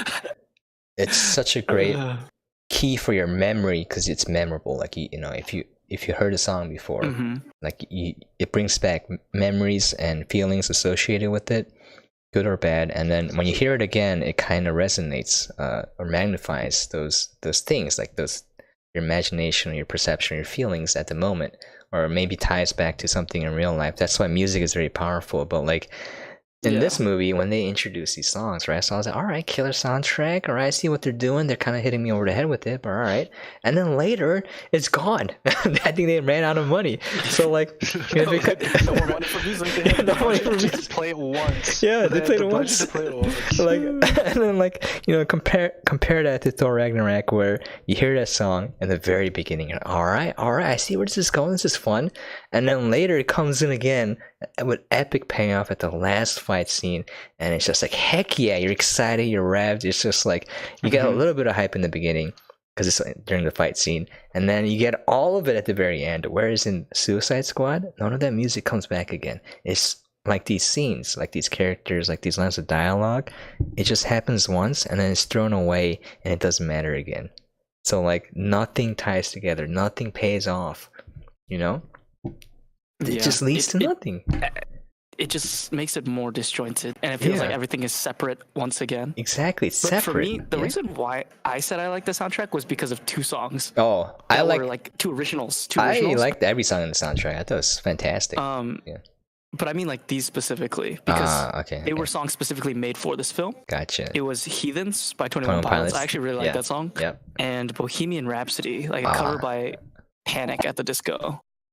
And those two songs, I was like, oh, this is really good. Like, this is really nice. I just wish that they put this song earlier in the movie, because didn't they play Heathens at the credits? Heathens is the beginning of the credits. Yeah. Was that an OST for this film? Yeah, at the credits. It was in the credits. Yes. At the credits. The OST is at the credits. They put the best song at the last scene where no one cares. They're walking out, like... put the song somewhere where it matters. You know, like an epic fight scene or like this incredible. There's like no build up for there's no it build at up. all. Again, There's no payoff. again, that's the moment where you swell the theme song. Exactly, right? It's like the most obvious trope you can use, but it works. It would be works. simple, and they just don't do it. They don't. They put it in the anything. credits, and like you're listening to it, like, oh, I get the lyrics. It kind of fits with this movie. If they were going with the Guardians of the Galaxy vibe, where, going back to the bar scene, like you mentioned it, where you like the scene, I watched it. I like the scene too because this is a scene where they're fighting in the city. You don't really have context again, and they're like. Deadshot finds the magic binder. He's like, "Oh, what is this?" Big binder says "top secret." Throws it at random soldier guy flag. It's like, "You explain everything right now." And then he's like, "Oh, guys, magic lady kind of did this thing, and now we're gonna go fight magic lady, and we might she's die." also kind of my girlfriend. Yeah, so. she's also kind of my girlfriend. And then Deadshot's like, "Screw this. There's a bar here. I'm gonna go drink. We're probably not gonna live anymore." And Emma just joins him, and that's funny because like you got Weeb Lady, who's supposed to be Flag's like bodyguard or like guard keeper of these misfits. She just like looks at him and just like walks into the bar too. So like that, I think there are things happening in the scene that are pretty good. And then the reason why I want to get into why you like it, Barry, but like, or Isaiah, your thoughts on it too, because when I was watching it, this was the characters just as much as possible. They're still telling plot elements and like what you're supposed to think and what's happening, but like. This is the most I've seen in the movie where the characters are being themselves and just interacting together. Again, there's a lot where there's like ham-fisted, like, oh, fire guy, this is why I don't want to kill anyone, blah blah blah. All right, forget that. Just like the movie's trash. Like, all right, I get that, but like, I saw a hint of that there, where these characters are kind of like mingling together. They're just having a drink and they're making jokes. And I was like, this is what the movie should have been. It should have been these characters interacting together instead of just introducing each character separately with flashbacks and title cards over and over again. Just have them interact together. Like, that would have made for a way better movie. And like, actually, you would build some sort of empathy for these characters. Like, you start caring about them when you see them interact together. Kind of like the Guardians of the Galaxy, where it pays off at the end. It's cheesy, but I love the scene where you got Chris Pratt trying to hold that stone, right? And then like he can't handle the power, so he's dying. And then everyone links hands together, and they're just holding hands in like a kumbaya circle, kind of like splitting the load. And I know it's cheesy. I know that's not how it works, but like that kind of cemented. Oh, this is a movie about friendship, right? Then you can see that it's been like developed over the entire course of the movie. But in Suicide Squad, none of that happens. It's separate. Each character is compartmentalized. Yeah, and then yeah, this is my family. What is this? Fast and Furious? It is because I said it to the camera. Yeah, exactly. But like that bar scene, they're actually interacting, and like there's some. Again, too ham-fisted, but Margot Robbie's talking about like, oh, like we're all ugly on the inside and we're good looking on the outside. That's all of us, except for Killer Croc. He's ugly on the outside too. I was like, okay. He just like, and then he goes like, no, I'm beautiful. I was like, okay. Like, all right. Like he's just like accepting himself. He's supposed to be like the guy who sees the world as it is, and like that had so much promise there. Like that could have made this movie a lot better, because when the movie stops telling me what's happening and I just see these characters interact, that's way more entertaining to me, and I would have way more fun with it. And like, there's so much. It's too short. The entire movie should have been that. Yep. Anyways, pass it off. Your take on it, Barry. Like breakdown on it. Like I like so really that, quick, the reason why the Guardians of the Galaxy scene works is it's a thematic and moral bookend to that movie, because they introduced that theme with literally the opening scene where he's reaching out to his mom. Oh yeah. And the callback. Okay, the callback. It's a full callback to the beginning of the fucking movie. He's like, that was his only family on Earth. and he failed to reach out to her. And at the end of the movie, he reaches out to his new family, which is the Guardians of the Galaxy, and takes Yeah. their hands. Oh, you can feel it here. Oh my Like, God. oh, my heart. Put your cum on me, James Gunn. The emotions. Yeah, the feels. And it works. It works. But Yeah.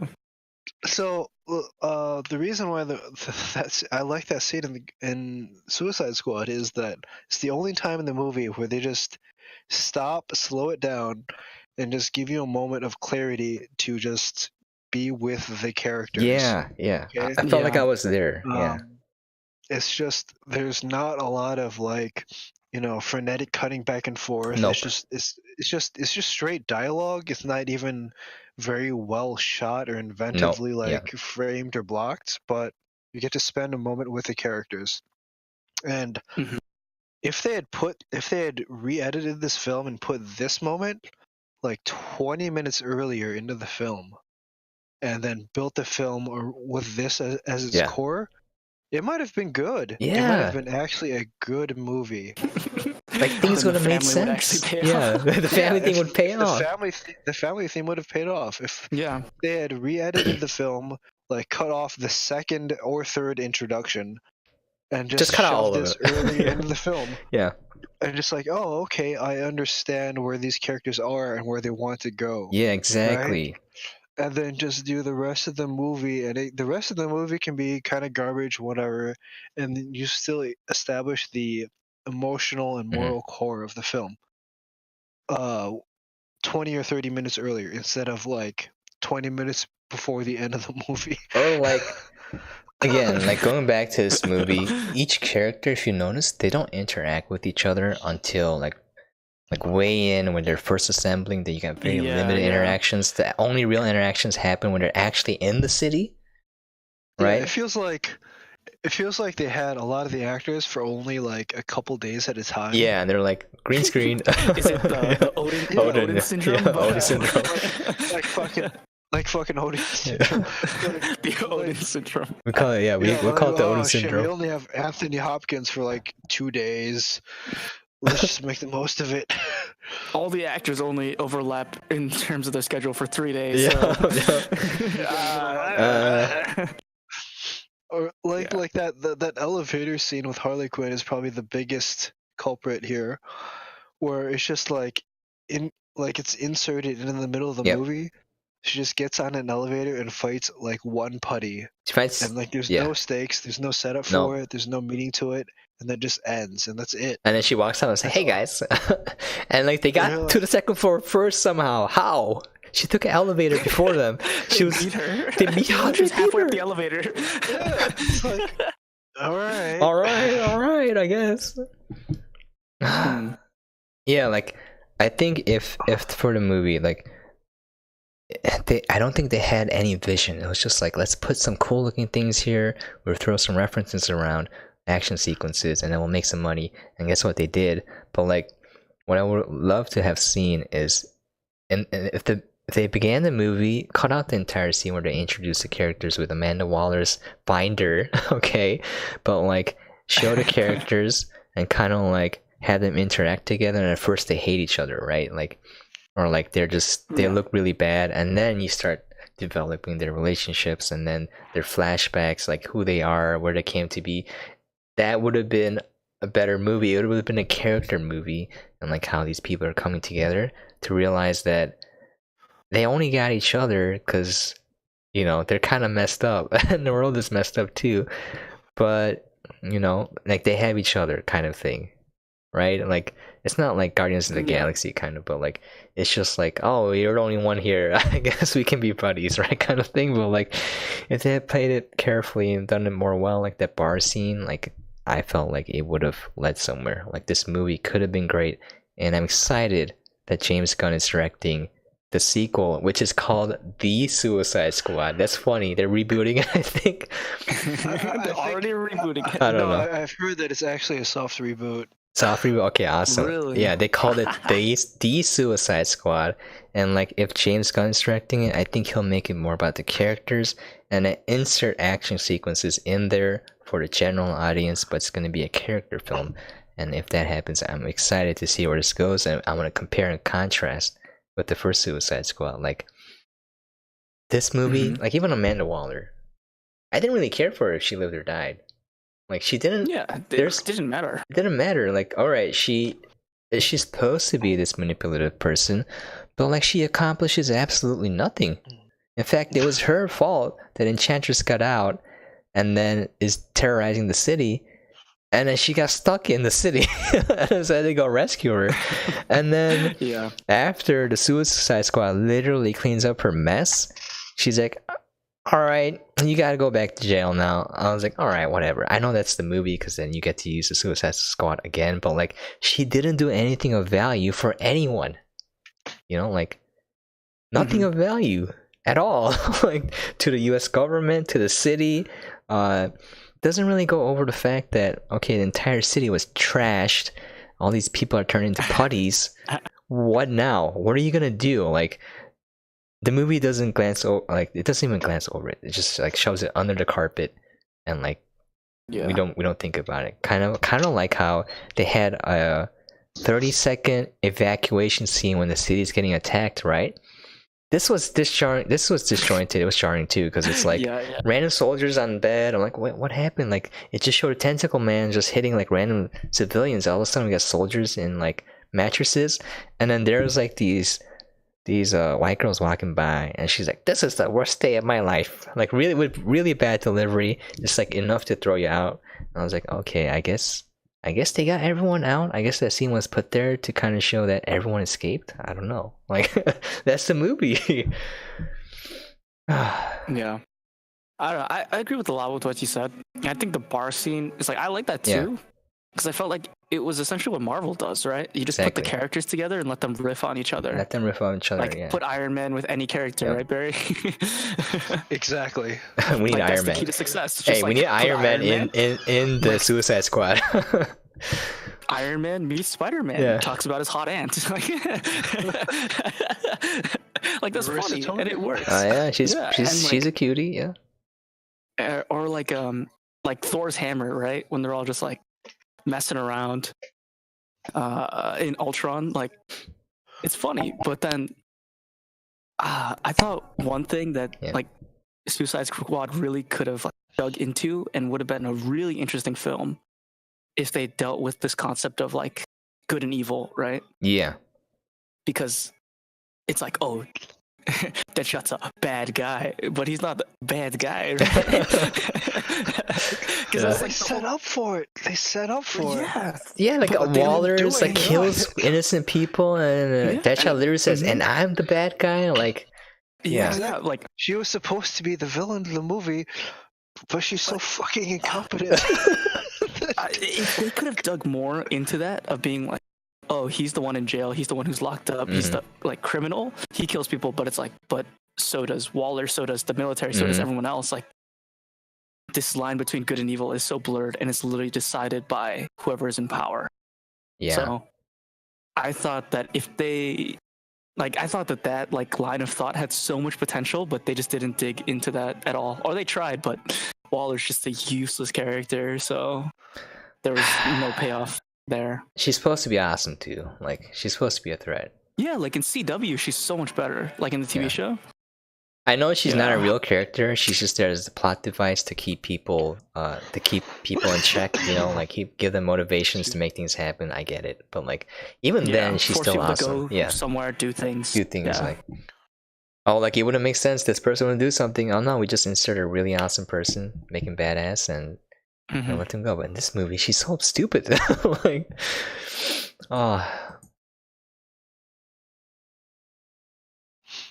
it's unfortunate.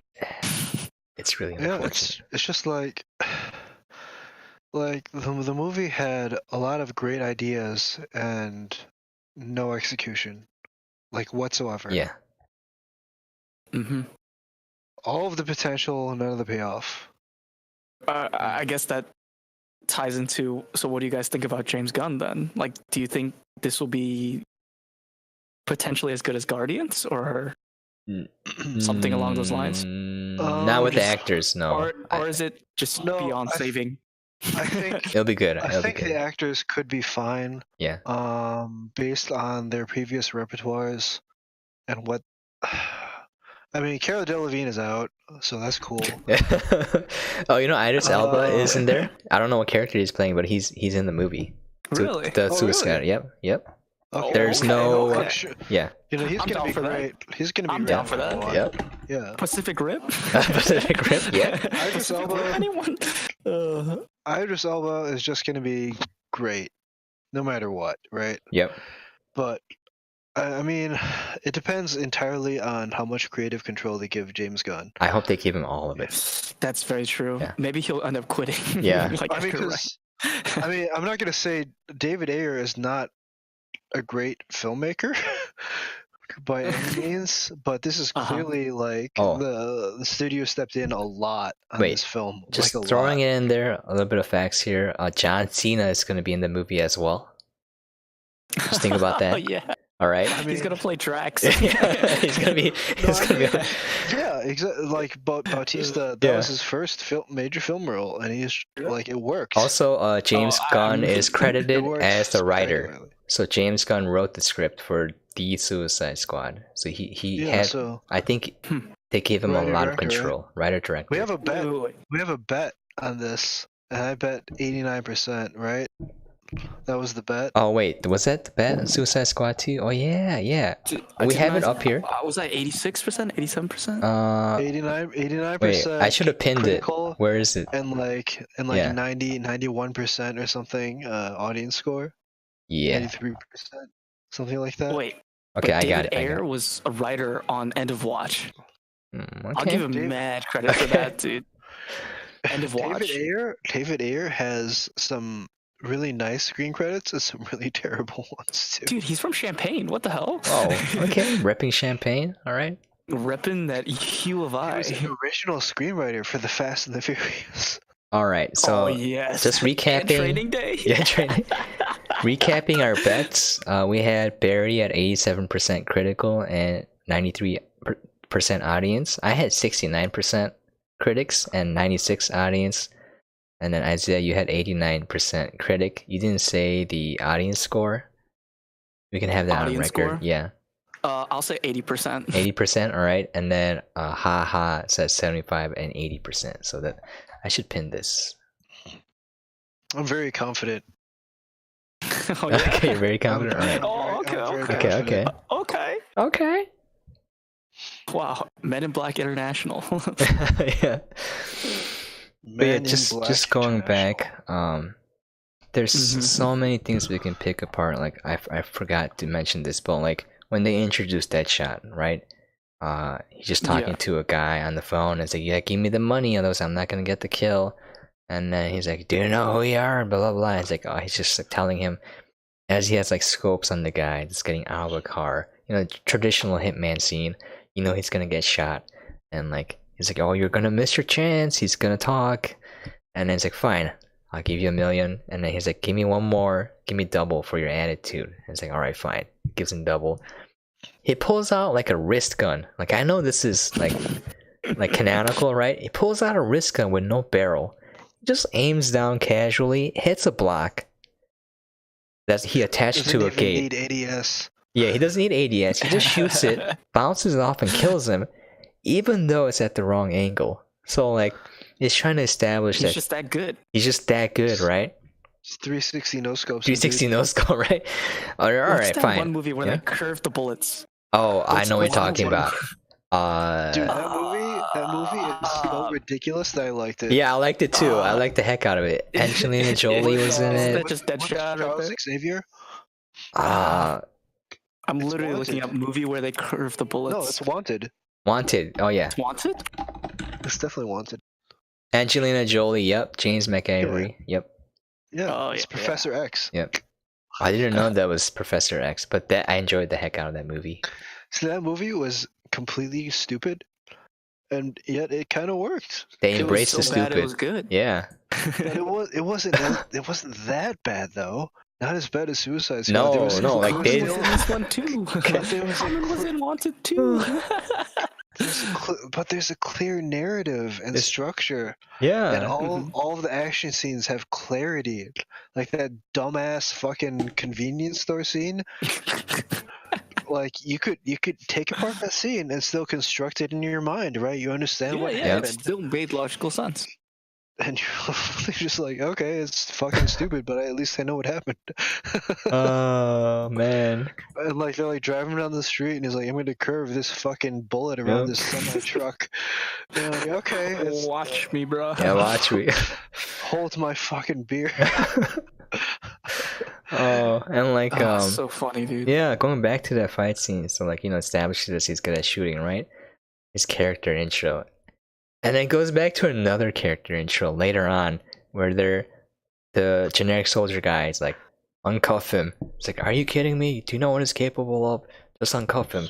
So then like they already know he shoots good, but then they have to establish that again. So he just like keeps shooting targets. Yeah. I like that scene though. I like that scene if it was the only one. If it was the only one, but they keep doing it over and over again. We get it. He can click on heads real good. Like he's perfect. All right, I got it. He's got the fucking aimbot. He got dude. an aimbot. I got it. All right. You don't need to tell me like 3 times in a row How like much that. do I have to pay for that aimbot? Yeah. Give me the aimbot for Apex. All right. Like. But like it happens again, and it's like if you do it one time, it makes sense. You're like, even if you're hitting the audience over the head with it, it makes sense. All right, I get it. He's good at shooting. They literally say that about Slipknot when they introduced him. It's like, here's Slipknot, the man who can climb any building. You know, they don't. Again, it's just Nick Flag talking at the camera. Yeah, just talking. It's like, this is who this person he can is. Climb anything. He can climb anything. Yeah. Oh, later he climbs something and gets his head blown off. Oh, goodbye, Slipknot. And like, This is Katana. This is I Katana. advise you do not get on her bad side because She can slice you in half. She'll slice you in half with just a single thought. And then it's like, your Her sword will get soul sucked into. I was like, oh, her blade. her captures blade, the yeah. soul. And like, there's one scene where like she's talking to her husband. She's like, sword is like peeking out. There's like a ghost like hovering, and she's like, I'm sorry, I might be with you if I die. And it's like, there's no emotional like payoff for that scene because you didn't develop it at all. You had like one scene where again she's fighting Yakuza, and it's like, oh, I guess her husband died, and then all of a sudden she's just talking to her sword. I'm like, I just think she's crazy. Like I didn't feel anything at all. Like that scene was unnecessary. Like why did you put that there? Are you supposed to feel something for this side character? Right? It had no purpose. Again, it's not her interacting with any of the cast members either. It's just her talking to a sword. Like every scene is the I same. thought that was kind of funny though. It was kind of funny, yeah. Where she's talking to her Yeah. husband. It was they in the only sword. had like 7 days on set with her. I know. In between her filming J dramas. So. Oh. Okay, makes sense. Really? Wait, Wow, I- 7 I days. don't- The I don't Odin know. effect? The Odin effect hit again? The Odin effect. Wait, who's the actress for that? I remember they were making a big deal about it. Let me look it up. I mean, I appreciate the fact that she wasn't just some white chick. Yeah, she That's was pretty actual cool. Japanese, yeah. But the Yakuza guy had really bad Ken Japanese. Fukuhara. Yeah. I don't know who the Yakuza guy was, but his Japanese was like not good. Wait. Yeah. What was she in? It's really funny when you watch movies with actors that can't speak Yeah. a foreign language, pretending to be like native. Yeah. It's like it's real bad. It's really bad. Just don't do it. Like, You know, like Yeah. Oh, what was that? Black Panther? Where they speak Korean? Black Panther with the Korean girl. Oh, it's like, There's like a Korean ajumma, like Korean older lady, and then Oh she's yeah. so bad at Korean. Oh my god. And then, I don't even speak literally, Korean. You I was speak- listening to yeah. that. Nyong'o. Oh my god. Oh what my have God. you guys done? What have you people Lupita done? Nyong'o, Yeah. the African actress, had a better Korean. Yeah. Literally spoke better Korean than the Korean actress did. I was listening to that. I'm like, bro, Bro, it's so dude, bad. They're atrocious. what is your what have you done for your? Why for couldn't you cast- just who's pay that like casting director? pay $100 for an extra? Just pick a random Korean person off the street. Just find somebody off of a K drama. Yeah. They work for nothing. They work for soju. Yeah. Just give them a battle, like, oh. Wait. Yeah. This actress, she has literally like no credits besides Suicide Squad. That's so tragic, man. Oh, Oh man, the worst part about Yeah. the Karen scene Fukuhara. from Black Panther is that that's the best scene in the movie. It's the best scene in the whole movie. And it's just like it starts off with just this weirdly out of place. Like, why are we in Korea? Do we need to be in Korea? We're just in okay. Korea Yeah, because we're of just- all yeah. the Korean fans. Yeah. Because Marvel is super popular in Korea. We got to get that Asian market, guys. But we can't actually hire Korean people for some fucking reason. Even though we're in fucking Korea and they'll literally do it for free. Like there's a lot of message boards. I would look at them sometimes and they'd be like, hey, looking for extras to film like this drama. Looking for like this height American like white male. I'm dead ass. Like they say these on like these Korean forums and stuff. Like they could have literally done that and gotten anybody. Did they actually film in Korea though? I want to say they did not. Bro, even if they filmed in like the US, it's so easy to find a Korean American who can actually speak Korean well. I don't know, man. It was real sad. Talking about sad was things, like- yeah. Like I don't even like really. I don't have a good understanding of Korean as a dialect. I could still hear the differences in the the inflection and the enunciation. Kind of like Japanese, because we're all weebs here, including Isaiah. No, but I actually speak weeb. Oh, okay. They I speak actually weeb too. filmed Yeah. in Busan. They filmed in Korea. Did they? Yeah, for Black Panther. They Okay. actually filmed in Busan, You like in just South pick Korea. a person off the street, just like, hey, anyone. yeah, Like, anyone. literally Hey, can you Like a say like homeless one person. line? Like I'll give you some hooch. Just speak. Just give you some lines. 2 sentences. Yeah, 2 sentences. 2 sentences. All you need. Yeah. Wow, that makes me unusually upset. Ah, Bajiboso? man. Oh my god. But I'm pretty sure that the actress in Suicide Squad that was actually Japanese. She's a Japanese American. Yeah. She was born in LA. Okay. Yeah, her weeb was pretty strong. Yeah, it's pretty Went strong, to yeah. UCLA.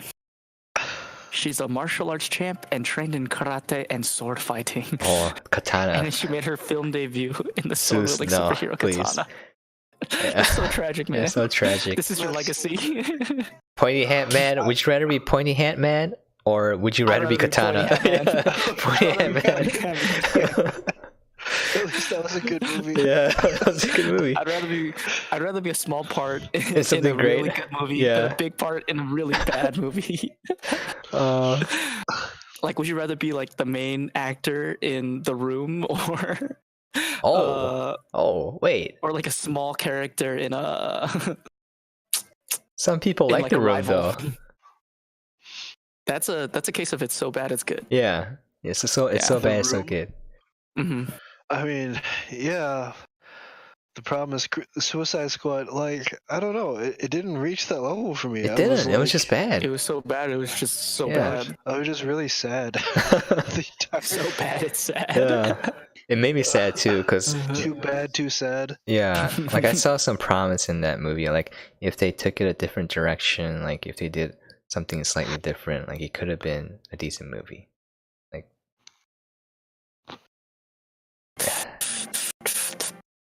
yeah, like one thing I keep going over how bad it's just. This is a little off topic, but like, do you Mhm. remember how they introduced Harley Quinn and then how she got caught? She's being chased by Batman, and she's driving in a car and with then Joker. They They go Joker for some reason drives it into a lake or a river or whatever the heck it is, Gotham Harbor. harbor, and she's Gotham like, Harbor. yeah, Gotham Harbor. Gotham Harbor, and she's like, Puddins, I can't swim, so we know she can't swim. All right, that's pretty cool.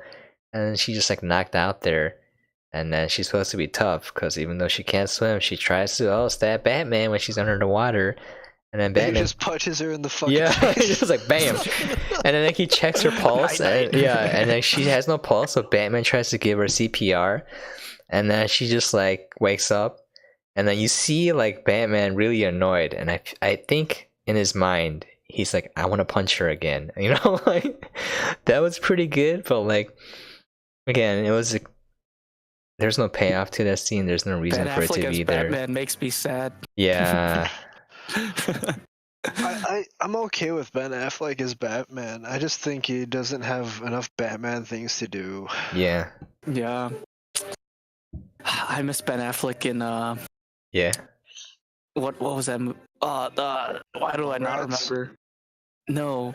Good Will Hunting. Good Will Hunting. He wrote and directed too for Good Will Hunting, right? Like, that's one of my all-time favorite movies, but Ben Affleck, the great, truly falls so far. He produced Argo. Come on now. He worked on Gone Girl. Oh man. What happened? What happened to Ben Affleck, I man? don't know. He got fat. No, I mean, the cool thing about Ben Affleck is that he's like best friends with Kevin Smith. Oh, That's why he's awesome. in like a bunch of Kevin Smith movies. Yeah. So whenever Kevin Smith makes a movie, he's like, "Yo, Ben, if you're not busy, you want to like be like a dog in my movie?" and he's like, "Yeah, all right." All right, you know what? It just shows up. That's some bonus points. Chasing Amy was basically a movie that Kevin Smith wrote for Ben Affleck, and they filmed that entirely. And Ben Affleck basically took a break off of his filming schedule. Like they delayed filming for Chasing Amy, so Ben Affleck could finish his prior filming engagements and then film Chasing Amy, and that was entirely like that was just their collaboration, basically. Okay. Yeah. Like if you go behind the scenes and see like directors that have worked with actors for a long time, you see a lot of stuff like this. Yeah. I noticed it with Jackie Chan. Role specifically for them. Yeah. Yeah. Like like people will write an entire film just for an actor, or like Christopher Nolan works with the same actors. Christopher Nolan. Yeah. Yeah, like all the directors do this because they find actors that can like work towards their vision. And, Yeah, like, they work gel with them very well. Yeah. James Gunn does it. Taika Waititi does it. Everybody does it. Yeah. And it's really cool to follow. And the closer the relationship, the closer, like the more interesting film roles you see people get like roped into. Because they're willing to do something like more out there. Yeah. Like they're just willing to show up on set for like a couple weeks and just do some dumb shit just because they're really good friends with people. Yeah. Like in the Nolan movies, Scarecrow. Yeah. Scarecrow was in a bunch of his Nolan's other films. Yeah. Just like, all right, I'm Scarecrow in this film, and I'm just gonna have some cameos in the other ones. Or like James Gunn puts his brother in every single one of his movies. Really? It's great. Yeah. What was he in James Guardians? Gunn's brother is the one guy. He's Rocket. He does the mocap for Rocket. Oh, okay. Well, not only that, but he also plays. He also plays Vice Captain Guy.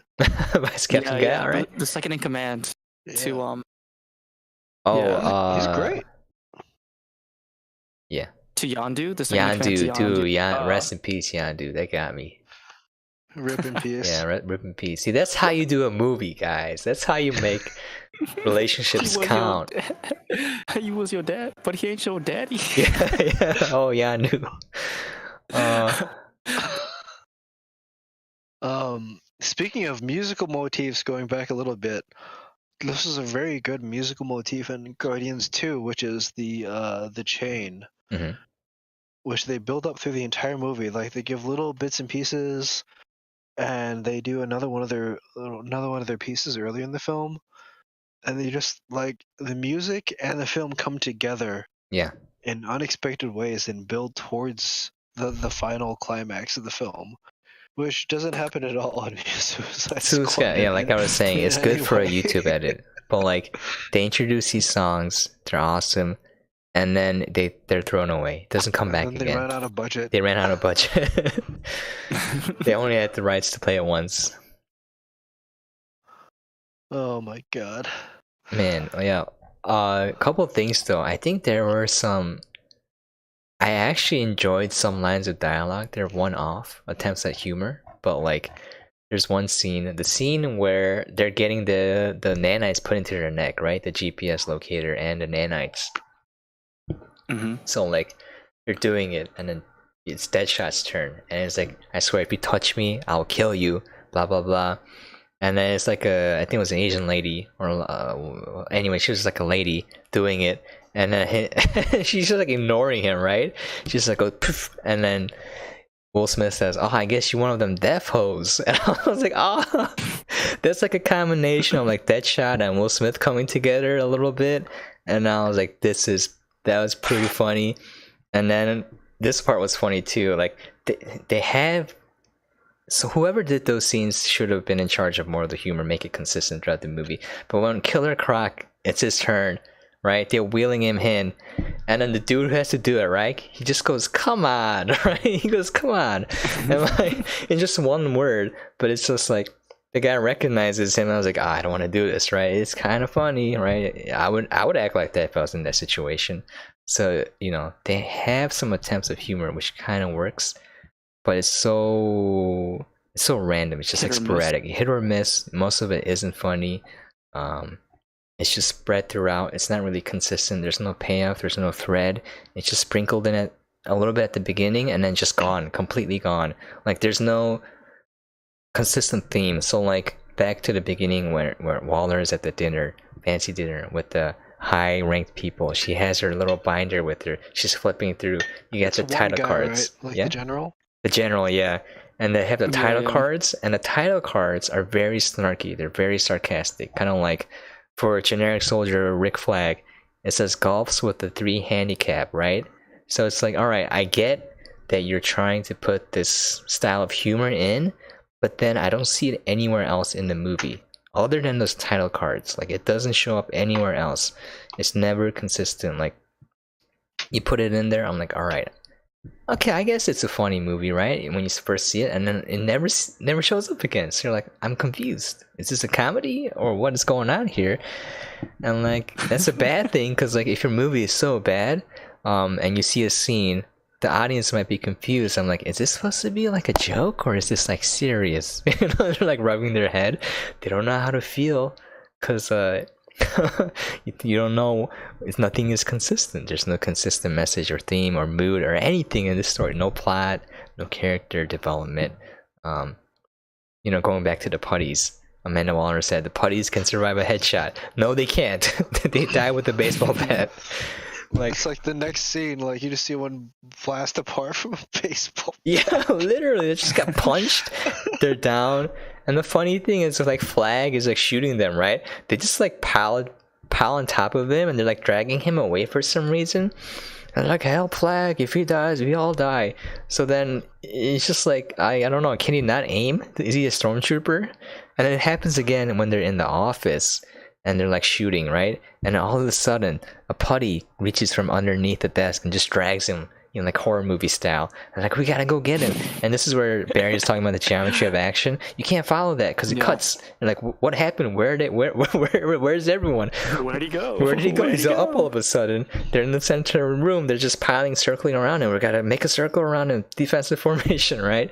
And it's just like, oh, and then they throw in this little tidbit. Oh, she used to be my girlfriend. Alright, I guess that's why the putties are trying to grab you. But then when he's actually in front of Magic Lady, there's nothing there. Like, what? Was she trying to kidnap generic soldier guy so she can kind of make him her lover? Like, I don't know. Or maybe a super putty? Like, and then when they meet, there's no payoff for that at all. So it doesn't make sense. Like, there's... By the way, yeah? I'm going to interject here.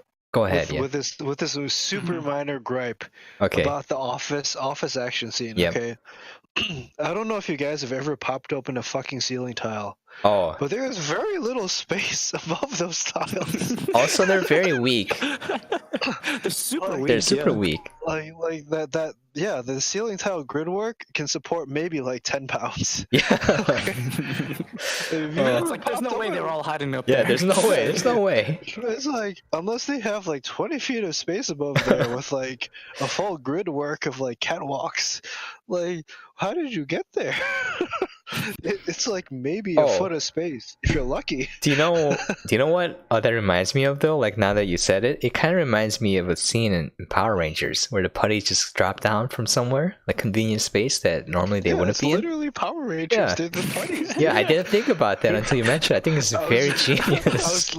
I was waiting for the scene where like they cut to like a bottom up view and they're just doing like front flips over the camera. Yeah. That would have been awesome. That would have been amazing though. It's more for time. Stupid putty noises. Yeah. Well, I was literally waiting for that exact shot, and it is. They should have done it. Oh my god! All right. So here's. I'm sorry to interrupt with that stupid little interjection. No, that was stupid too. Like that was pretty good. That was pretty good. Like this goes into another stupid thing. There's space above ceiling tiles, guys. My ceiling right now is ceiling tiles. I'm looking at it, and there's like 6 inches of space. I know because I've popped them open. Wait, no, they're literally putties. Can't putties like shrink and then they expand later, right? Power, because they're putties. Yeah. Yeah. Okay. They're putties. They're putties. Putty buddies. But yeah, like here's the problem. So like that scene again, like Barry's, I didn't know how to phrase it, but like the way he put it was awesome. It's easy to understand. Here's what happens after that. They go into another room, and then they're like, "We gotta save this VIP." It's freaking Waller. And then like, oh, this is a plot twist, but not really, because they don't even really dwell on it. It's just like, all right, we're just moving on. And then here's the problem. They were climbing up, right? And then from the next cut where they're on the roof, it literally looked like all Waller had to do was get out the door and just go up a flight of stairs to get on the roof. Because of the editing, it looked like they just like 1 minute later, they're on the roof. So why couldn't Waller just get out and go to the roof herself, right? Or like if you're in this super secret bunker facility, wouldn't you have like armed guards with you who are able to get you out of that bunker and go up to evac, right? Like no, the putties are too powerful. They can take. You're right. They can take headshots, but not a baseball bat. But like everything there, like again, and then here's another. It's like one idiotic mistake after another. All right, so like all right, they go to save Waller. This entire gist of the movie. Right, they go to save this VIP, and then here's what happens: the helicopter, right? They get called. She goes on it. The helicopter goes super low to the ground. She's flying down. It's shooting flares out everywhere, even though no one is shooting it. Right? It's to throw off missile lock and everything. Yeah. And then it's going low into the ground. Tentacle Man comes out and just brings the helicopter down. So I was like, first of all. Right? Are putties driving helicopters? Like, what's happening that they can't go up in the sky and just go fly upwards and out? Right? Like, what are you doing? Is that common for a helicopter to go wee all the way down, shooting flares out, attract attention, and right into Tentacle Man? It's like, come on, bro. Like, Waller, this is why you're stupid. Like, not the character Waller in the comic world. I'm talking about specifically in Suicide Squad. This is the most incompetent character I have ever seen in any movie, and the movie doesn't frame it like that. It's just like she's supposed to be this awesome character, but everything she does is stupid. Right? It's just like when I was watching it, I was like, this is just, it was so stupid that it stuck out right away. It just tore me out from that scene, right? Did you already forget about how they crash landed into the city? Okay, we're not gonna talk about that. Well, who's shooting them? Who's shooting them? Where are the putties with these machine guns that can shoot down helicopters? Like where? Like every putty just like runs at him and just like tries to grab him for some reason, and all of a sudden they're being shot at with guns, but we don't know by who, by what, for what reason. You know, like, where are these gun-wielding putties at? You don't see them. I mean, you do see some of them, and then Fire Guy just kills all of them. So it's like, oh, okay. Fire Guy, yeah. Fighting against Squad B. And I think that was Squad B. I think that was supposed Squad to be the B? payoff. And then it just wasn't. Yeah, they just die. Just die. Oh, Okay, that would have made probably got lost on the cutting room floor, somewhere. It's like every step, every teeny tiny step forward, they take like 3 enormous steps back. Yep. And here's another thing too, like I had a problem with, like, alright, so Fire Dude is supposed to be mega powerful. He turns into actual Diablo from Diablo, and he can like destroy Tentacle Man. He just wrecking the crap out of him, just melting him, and all of a sudden he reverts back into human form for some reason, not explained. They didn't really explain that he could transform first of all, or like that it has a time limit. So he just for some reason just wusses out so that they can blow the bomb up to destroy Tentacle Man and lose Fire Guy in the process, so that you're supposed to have some kind of emotional feeling towards these losses. And then all of a sudden Magic Lady's like, no, brother, and then everyone else is like, no, Fire Guy, and there's no emotional attachment or like connection there at all. It's just like a plot contrivance. Fire Guy could have just killed Tentacle Man, and then the bomb could have gone off and killed him by mistake. Something could have happened, right? Instead, it's just, oh, he's human now. I guess he's gone. I guess Tentacle Man, just you can destroy him with heavy weaponry. I guess he's gone. It wasn't even like anything big either. It was it was like a poof or something. A small charge. Yeah. Like, why don't you just like, I don't know, drop a nuke on him? Yeah, why don't you just throw a grenade at him? I guess that could have killed him. Like, here's the thing too. Like, Tentacle Man attacks with tentacles. That's what he's done from the beginning of the movie. He just like throws his arm out. He's like Luffy from One Piece. Just throws tentacles at people, right? And all of a sudden, when he's fighting these guys, he stops throwing out tentacles. He just kicks them. He like punches them. I was like, what? It's just phase 1, dude. It's just phase 1. You're right, phase 1. It's just like the movie is like contradicting itself. If he started out punching and kicking and then started using tentacles, that would have been okay. Maybe he can punch and kick too. But like he took a step backwards in terms of offensive power, just for the sake of having a fight scene.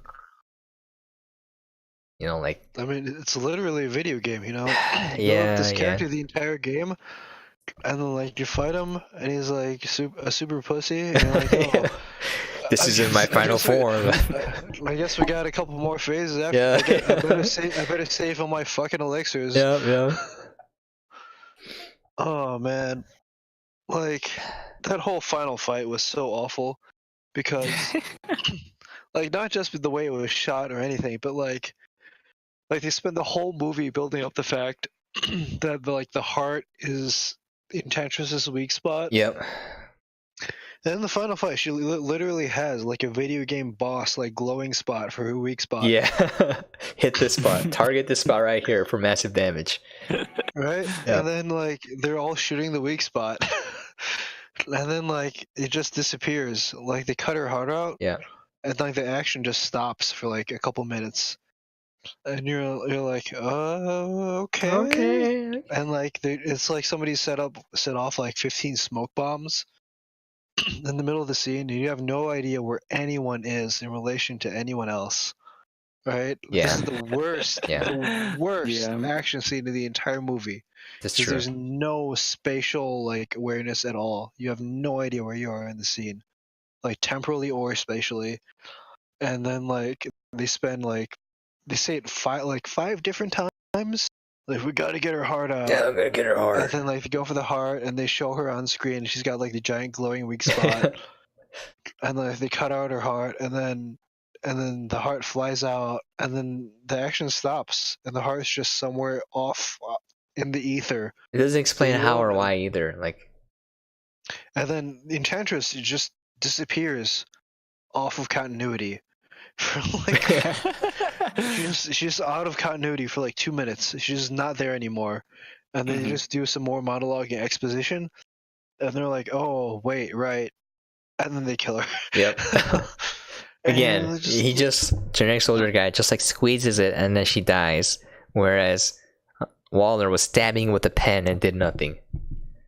Yeah, and like my hands were over my head the entire scene, like, oh my god.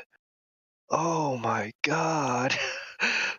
So bad. It was like I was like usually the third act is the weakest scene in all of these comic book movies, but I'm like Mhm. they've clearly been building up for something. Maybe like this is gonna be the payoff, and it was the worst act of the entire movie, which is in and of itself incredibly impressive, considering the very low bar they set.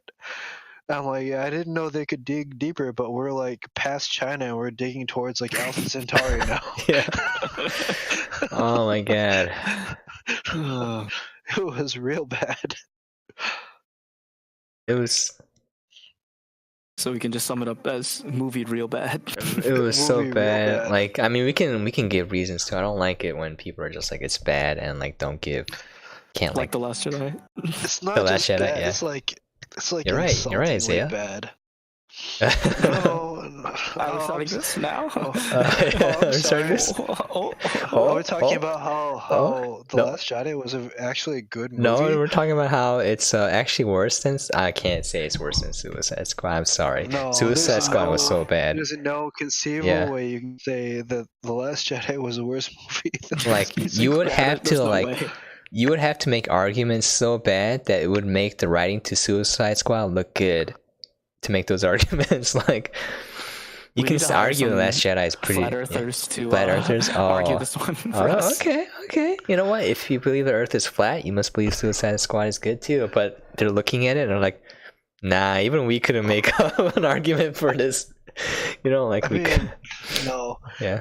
If you gave me like 2 years and like a budget, I couldn't make a good argument for this fucking movie. Yeah. I would like to do a debate on The Last Jedi. Maybe like the week or the 2 weeks before Yeah.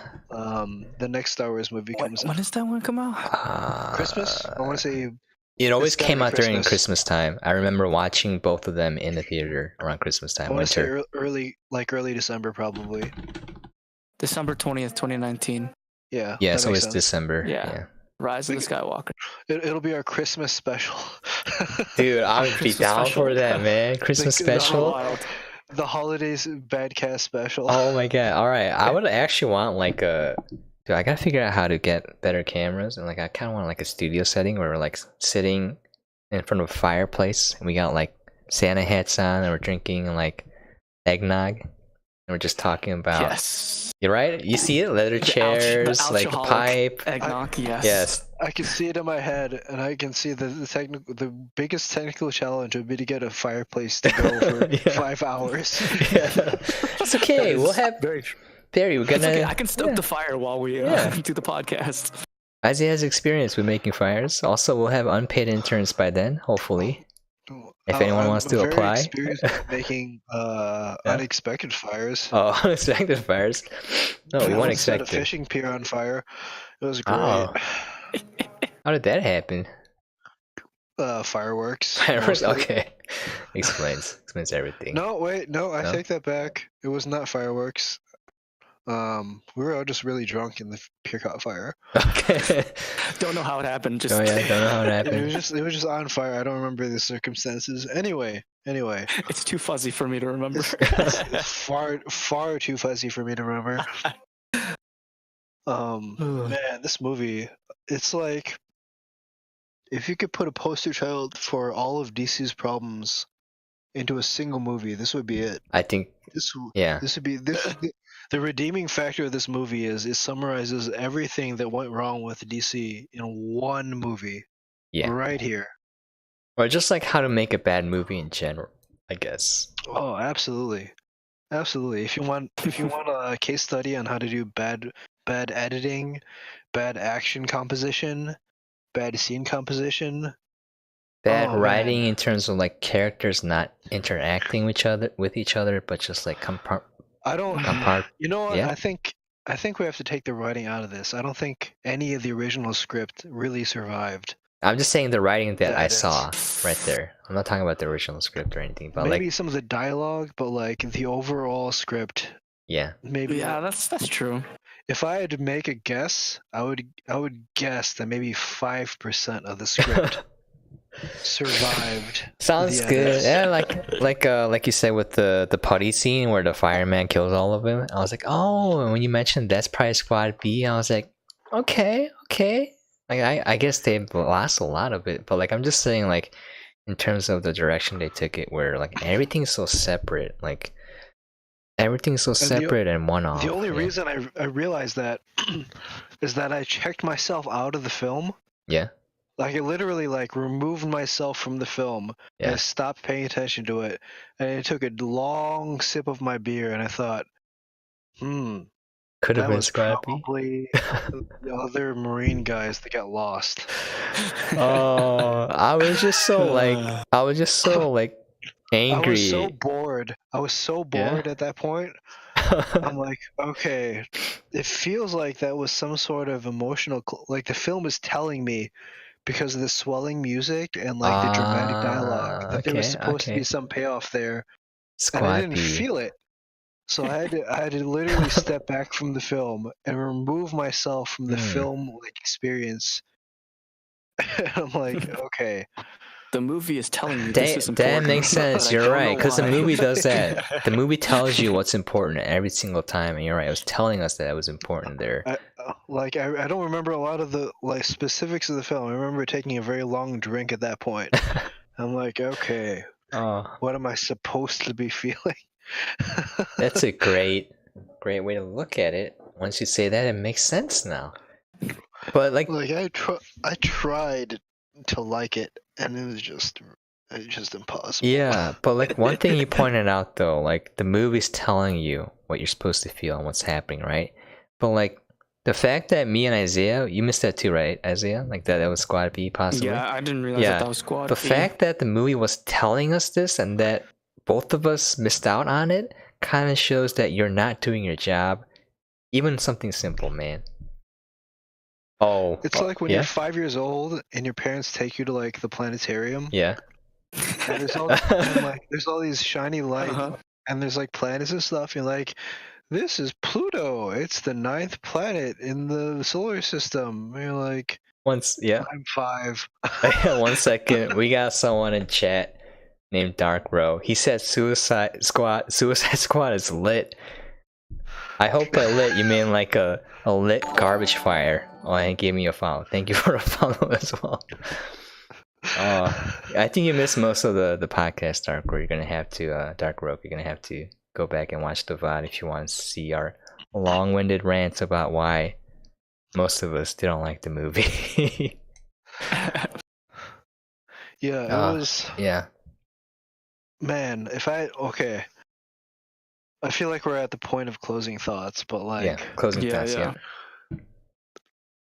Out of a 10, I would this would be like a 1 or a 2. Ooh. Wow. Okay. I was gonna say for me like a 5. Really? Yeah. I was like a 3. 3? Like if I watched it without turning my brain on, I'll be like, oh, okay, things are happening. I see booty. I see guns. I see putties, like Power Rangers. What more could you ask for, you know? But like I go into every movie wanting to like it, every single one. And like I try to immerse myself into like the suspension of disbelief. Me too, yeah. But like every 30 seconds of this film, my brain comes screaming in from like the shadow realm and like kicks me in the butt and is like, "Are you kidding?" All right, fine. You're right. That happened to me too. It's like trying to slap me back into consciousness. Like, you do not accept this. No. No. This is not. No. Yeah. It's just like slapping me across the face. Okay, fine. I changed my rating. I'll give it a 3 as well. Actually, no. Wait. For now, I'm gonna say 1 because this is one of the worst movies that I've seen. Like, I know, like, if I watch Birdemic, maybe I would say Birdemic might be slightly better. I don't know.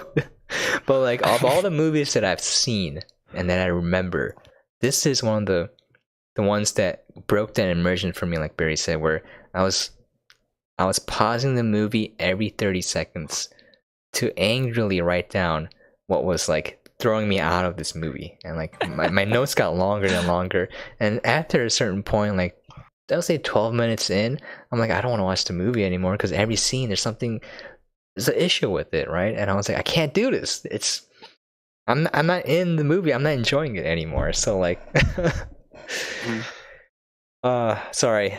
Yeah, should we do closing thoughts? Yeah, it was a terrible movie. Yeah.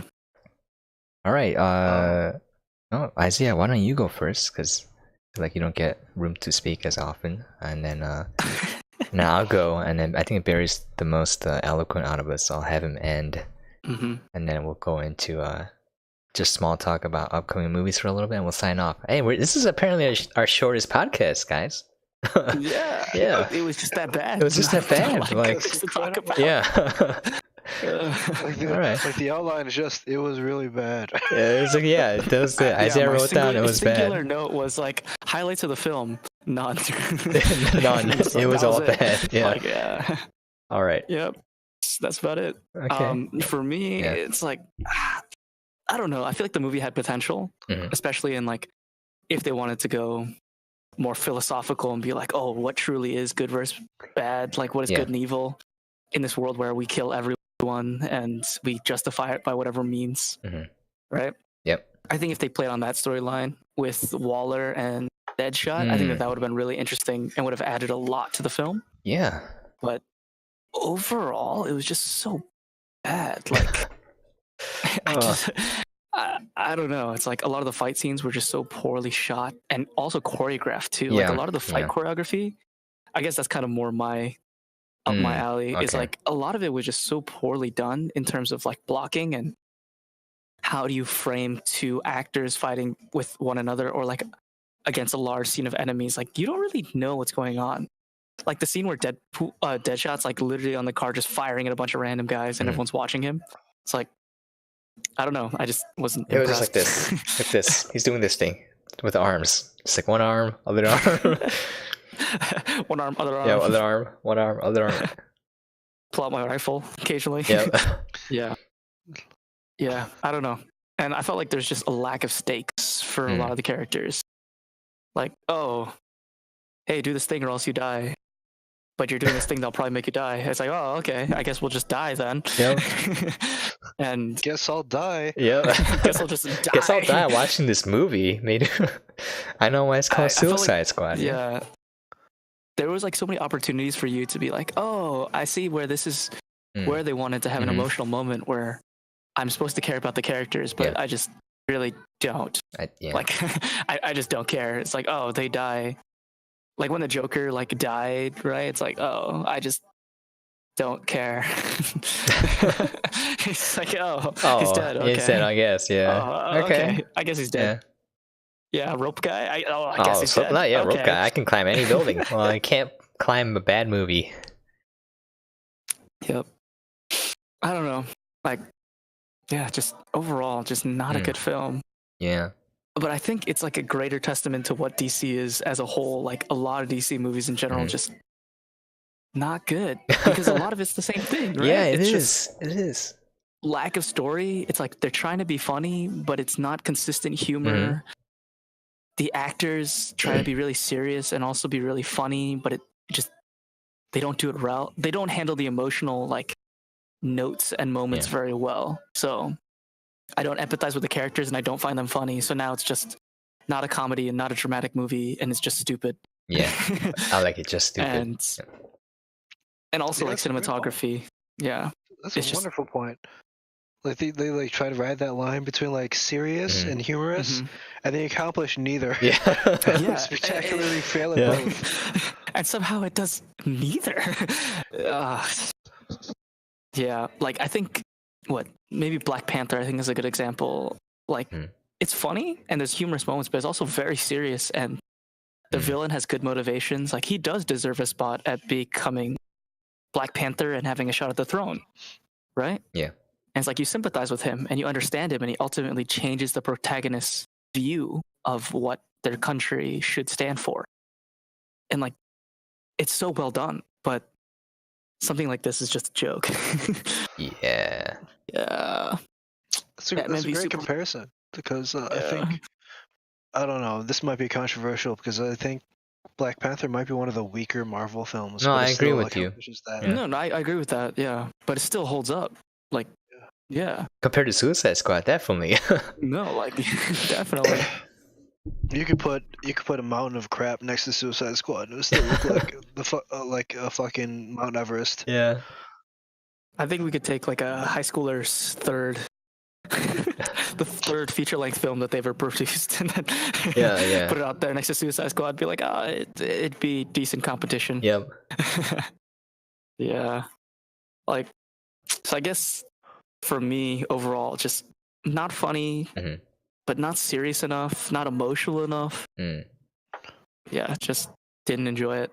Watching it a second time was pretty painful. It's like I had forgotten how bad it was from the first time, Take one and it for was the just team. like rehashing Yeah. those wounds. It was like I was stabbing myself again. Yeah, stabbing You yourself know? in the eye with like a really soft spoon over and over again. It's just like It's like just bad. Yeah. I guess that's you, Sam. all right. Well, for me, like this was I watched a lot of not a lot of movies, but I watched enough movies where no matter how bad they are, I still get some enjoyment out of it. Like Barry said, try to put myself in the movie and try to see the positives, just enjoy it. We're here to have a fun time. And Suicide Squad was the first movie where it just completely broke everything, like from the first minute. And like going in 12 minutes was really hard for me because every scene was so inconsistent and just like jarringly bad that it just tried to it broke the immersion every single time. There's no flow to it. I couldn't get into it.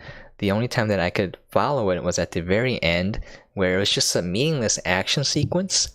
And you can kind of turn your brain off and watch it. And it had the bar sequence, which was pretty good too. But like, this was one of the worst movies I've seen in terms of it, like, just breaking the viewer's immersion. And like a couple of reasons I want to go into why it was bad for me, at least. I felt like there's nothing connected. I think that was a theme for me when I saw it. Like, it was supposed to be this movie where the whole theme was, oh, we're friends now, we're family, okay. But none of those connections exist at all. Like, none of these characters really interacted until the very end. And like, the way it's shot, it's always one character at a time. I guess it's the Odin effect. We don't know. Maybe, but like, it shows Margot Robbie. It shows Odin syndrome. It shows Will Smith. Like, it shows all of these characters separately. They don't really interact. They have separate theme songs, which sound really good. Like, House of the Rising Sun, You Don't Own Me, blah blah blah. All of these different songs that fit these characters. But then it doesn't pay off. It's disconnected. It's a one-off. It's again separate too, and then it's gone. Like, there's no, if you have a musical cue, you gotta reuse it later to kind of reinforce or bring those emotions back that you established in that first scene, and it doesn't happen. Like, it doesn't even happen the first time you see it. Just like you see the music coming in, you feel good because you like the song, right? And they could have used that, but they lose that as well. They can't even hijack something else someone made that's pretty good and kind of use that to cover up their terrible movie. It's just like you hear it and it's gone and you forget it because the next scene is so bad it overrides that whatever positive emotions you had. Like, everything is separate. It's compartmentalized. There you go. Pronouncing that word. Anyways, everything's separated. The characters interacting, they're all separated. The way the plot shows up, every scene is kind of separate from the scene before it. It's not really connected. There's no joining threads throughout the whole movie. The themes and the moods that they put out, it's disjointed as well. Kind of like, I like what you said, Isaiah, about like the theme between what is actually good and evil, with the contrast between Deadshot and Amanda Waller in that one scene. Like, if this was from the get-go the main theme of the movie, and then you add in on top of that the theme of family, right? What is actually a family? Then that could have been an incredible movie, because there's some deep thoughts and concepts that they explore in the film, but they're one-off lines of dialogue where Croc is saying, like, I put myself in the sewer because I know it's a sewer, and then because Yeah. the directors think we're too stupid, they have Margot Robbie explain to us, oh, you mean like how the world is a sewer and we don't know that it's a sewer. I'm like, I understood it when Croc said it the first time. You don't need to explain it to me. I'm not stupid, right? Like, and like, you know, that kind of concept was awesome. Like if they had that, if they played off of it like as a consistent thread from the beginning of the movie towards the end, and like it ends with you know, it should have ended with someone that you thought that was bad turns out to be, I mean, not so bad. You know, you thought someone that's supposed to be good is not so good. And that's supposed to be the whole point there. Mm-hmm. And like again, it's separated. Everything is separated. The action scenes, the way they're shot, they're separated. The cuts, they're separated. They're not really connected. Everything to me when I was watching it, it felt like I was watching different movies. Each scene was like a different movie. It felt like the themes, the humor, their attempts at humor weren't consistent. Like with the title cards, with the character introduction, with from Amanda Waller's binder, like it was snarky humor, and all of a sudden we don't see that again, right? And then we see some attempts at humor that kind of work with the line I was talking about, like, "Oh, you a blind hoe, all right?" Like from like Will Smith, like so he could have existed, but then like they're separated, it's isolated, it's not consistent. They don't show Deadshot as a funny character. He just said a funny line. That's the difference, right? Like in these other movies that are pretty good, establishes these characters as being funny. And like Ragnarok, Thor is now a funny guy. He has a sense of humor. Like all these characters, they're funny because they develop them as funny. Whereas in this movie, or like we need something funny, let's have this person say something funny or do something funny. That's the difference. Like it completely pulled me out because it doesn't fit the character, or it wasn't established that this was this person's character, like whether funny, serious, whatever, right? And like that's one of the main reasons why I don't like this film, and like it pulled me out. Another thing is like the movie contradicts itself. Like again with the putty thing, Amanda Waller is like, they can take headshots and keep fighting. No, they can't, dude. Like, I didn't have a problem if they like showed a putty being shot in the head and he gets back up and keeps fighting. But like the movie, you contradicted yourself. Every fight scene established that they're kind of useless. Like what? And like where did she get this? How does she know this? You know, like it's just the movie contradicts itself over and over again. So it just breaks it for me. Like again, like not the actual script itself, but the direction of the movie, the general direction of the plot. No matter how bad it is, I can accept it if the movie kind of is cohesive enough and establishes the world acting this way. Like everything behaves this way, then I'm like, all right, I'll go along with it. Even if it's like mediocre, I'll still go along with it. But if it's like really fun, then I'm like, all right, this is awesome. I like this world. But like this one, it just contradicts itself in such a way to point out how stupid this movie is and how stupid these characters are, how stupid everything is. Like, and just breaks immersion again. And since it's so separated, it's like each scene is a new case of stupid. Like, you just get more angry and angry as you watch it, and you're like, I can't take it. This movie thinks I'm stupid, but like this movie is so stupid that I'm taking off offense at it calling me stupid because it's so stupid, right?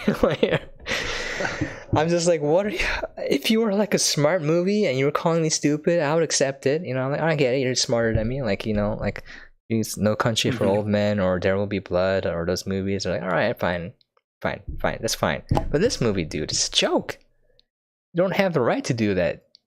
You're stupid. I wish the audience could go into the movie and tell the movie makers that you're stupid, right? Like hit him over the head.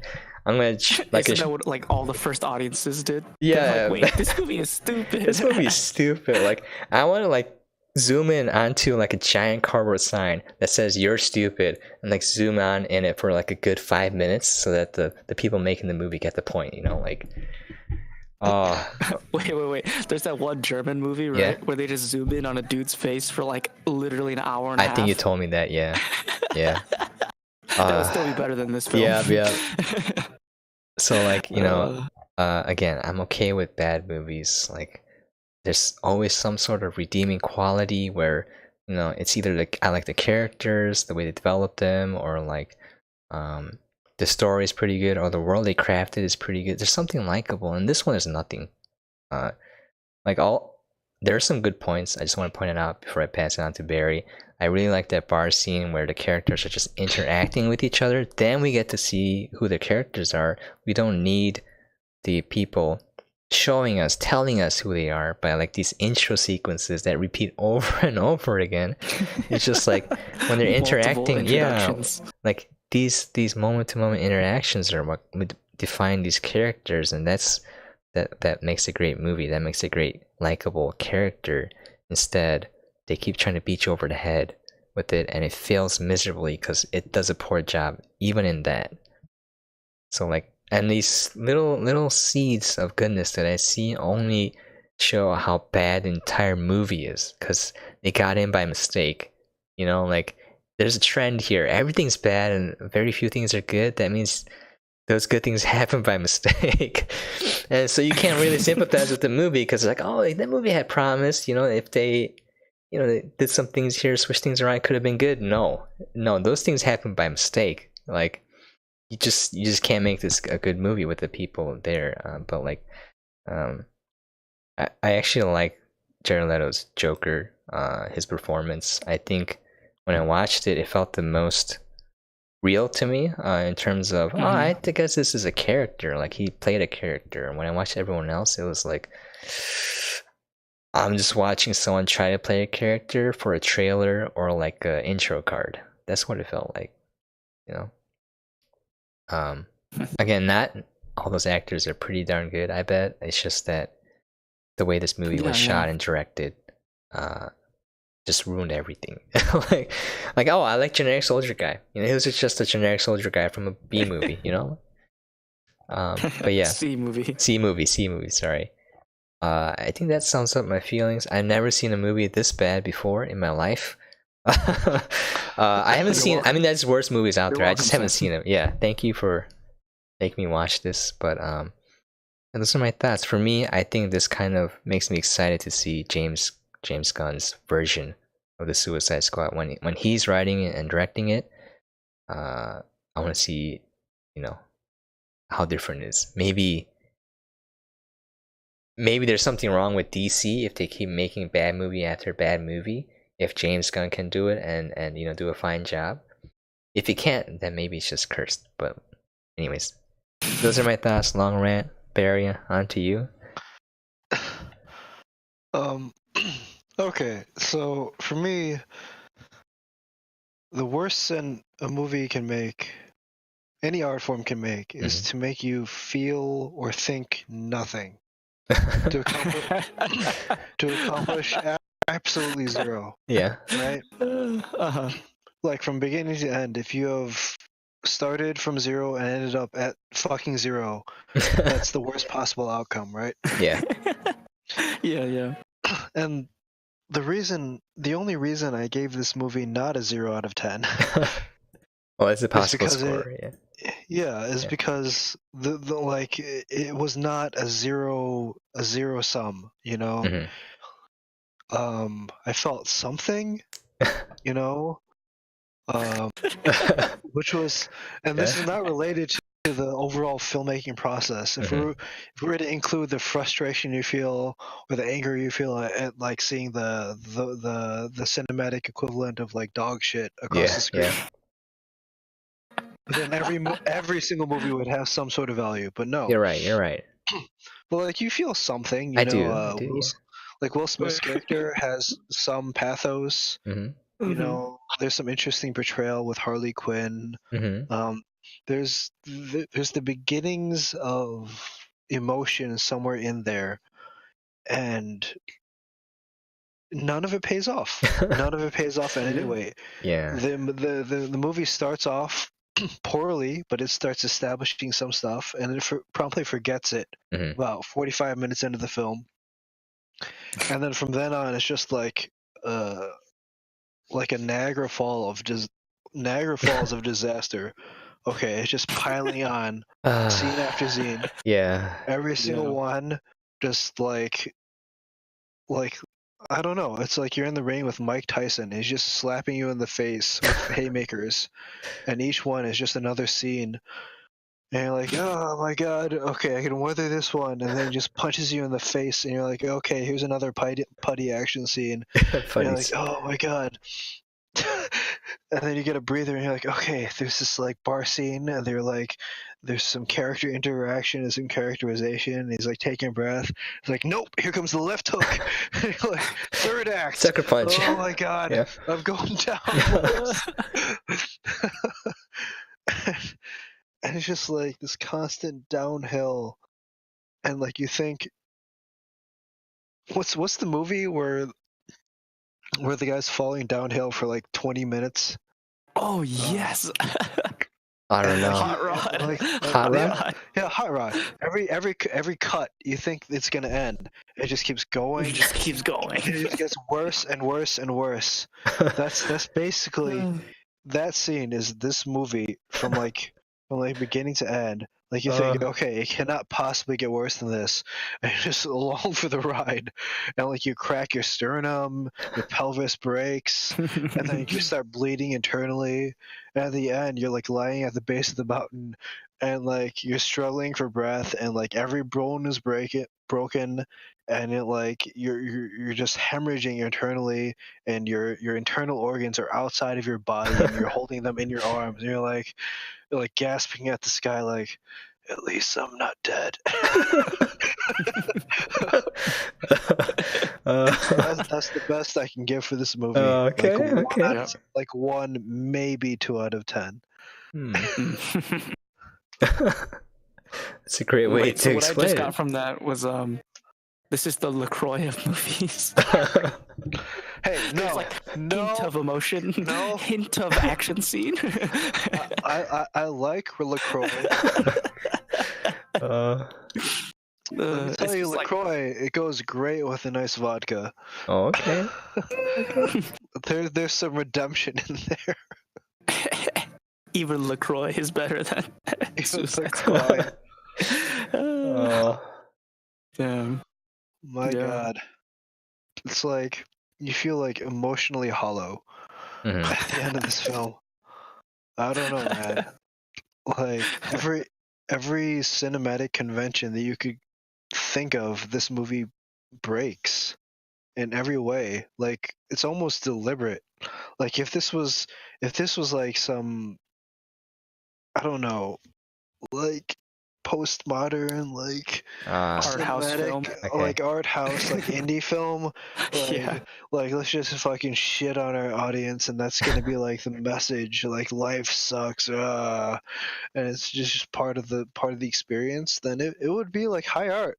Like you would invert that score. I agree. You can't. I would still give it a 0. You can't invert 0. I don't know, but it had a budget of $175 million. That's the thing. $175 million made $750 million. Oh my! It's like laughing all the way to the. Oh man. The bank. Yeah, it's at the bank. I was not going to say the bank. I was going to say the grave, because you're basically burying yourself with $100 bills. That reminds me just of a scene where he gets Captain Boomerang gets stabbed, and then like a big chunk of money saved him from getting stabbed in the chest, and he didn't really have time to grab that money. So I was just wondering where it came from this entire time. Oh, okay. That was supposed to be the payoff for the pink unicorn. Yeah, but then it was the pink unicorn supposed to save him? There wasn't a unicorn; it was just cash. So every time the pink unicorn shows up, he tucks it into his the left side of his jacket breast pocket. Yeah. They show it twice. Yeah. And then the time he gets stabbed, he pulls it out, and it's just money. And you're left sitting there like, oh, was that like a subversion of our expectations, or was it just lost on the edit somewhere? Also, like a pink unicorn really wouldn't stop a knife. I'm just putting it there, unless it was like really hard in the middle somewhere, like sheet of metal maybe. I don't know. I mean, whatever. Whatever. Yeah. Whatever. I don't care I enough. don't care. Yeah. Yeah. We're long past the point where any of that matters at all. And they're making another one with James Gunn. Should we watch like Hey, Aquaman? man. Should we watch the rest of these movies? 87%. No, Dude. let's not go down the DC road, Sam. Should we watch every No, single I've- DC movie? I have not seen like most of DC movies because I don't want to. Okay, I've Yeah. watched all of them except Aquaman. Oh, okay. Really? You even watch like Yeah. Batman v Superman? Like, I have. Wait, God. they were better than Suicide Squad, right? From what They I were. recall. Okay. They were. Okay. And I say that very generously. They weren't a cinematic disaster. hmm They were shot more competently, but like Just they nothing. were not good. Okay. They were just what would you not say the good. best was? Shazam, right? Best? The Wonder best? Woman? Wonder Woman I'm and talking Shazam. like recent years. Oh, either Shazam or Wonder Woman. Yeah, Shazam looked pretty good. I think of all time, definitely Batman though. Oh, oh, okay. The Nolan okay. Batman. Nolan Batman's Of alright. course, bro. Of course. You're not a fan? No, I'm a fan. I don't think those count because they were before the DCEU. Also, I didn't Oh, okay. like. No, I was just talking about in general. Yeah, I didn't like the Oh, third in general, yeah, definitely Batman. third movie with Bane. I have not watched Bane. Batman It Bane. was not that good. It's I because could tell that they were trying to do the setup for Joker to come back for the yeah, third movie, but he's dead. Heath Ledger Yeah, he died. Yeah, Rest in peace. unfortunate. Yeah. But The Dark Knight, dude, solid film. Yeah, I like them. I think I didn't really like Christian Bale as Batman. I felt like he was just like, Really?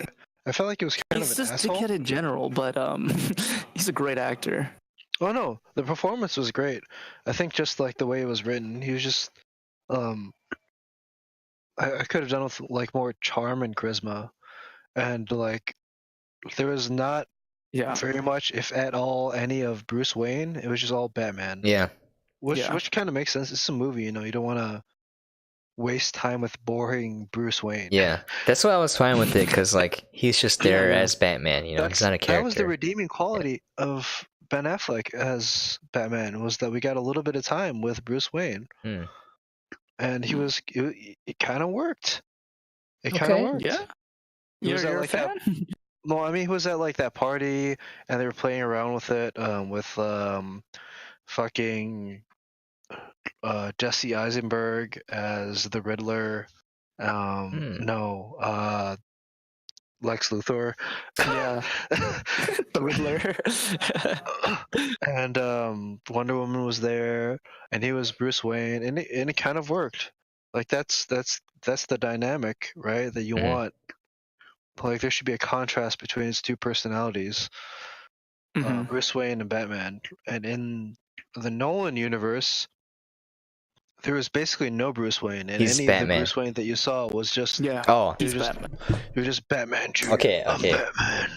for you know that the scene that they make fun of where he's like beating the crap out of someone and then he's like, what's that girl's Oh, name? he's beating up Joker. Joker, yeah. Where's it? Right? You know, he does the same thing in the third movie where he's like beating up Bane. He's like, "Where's the detonator?"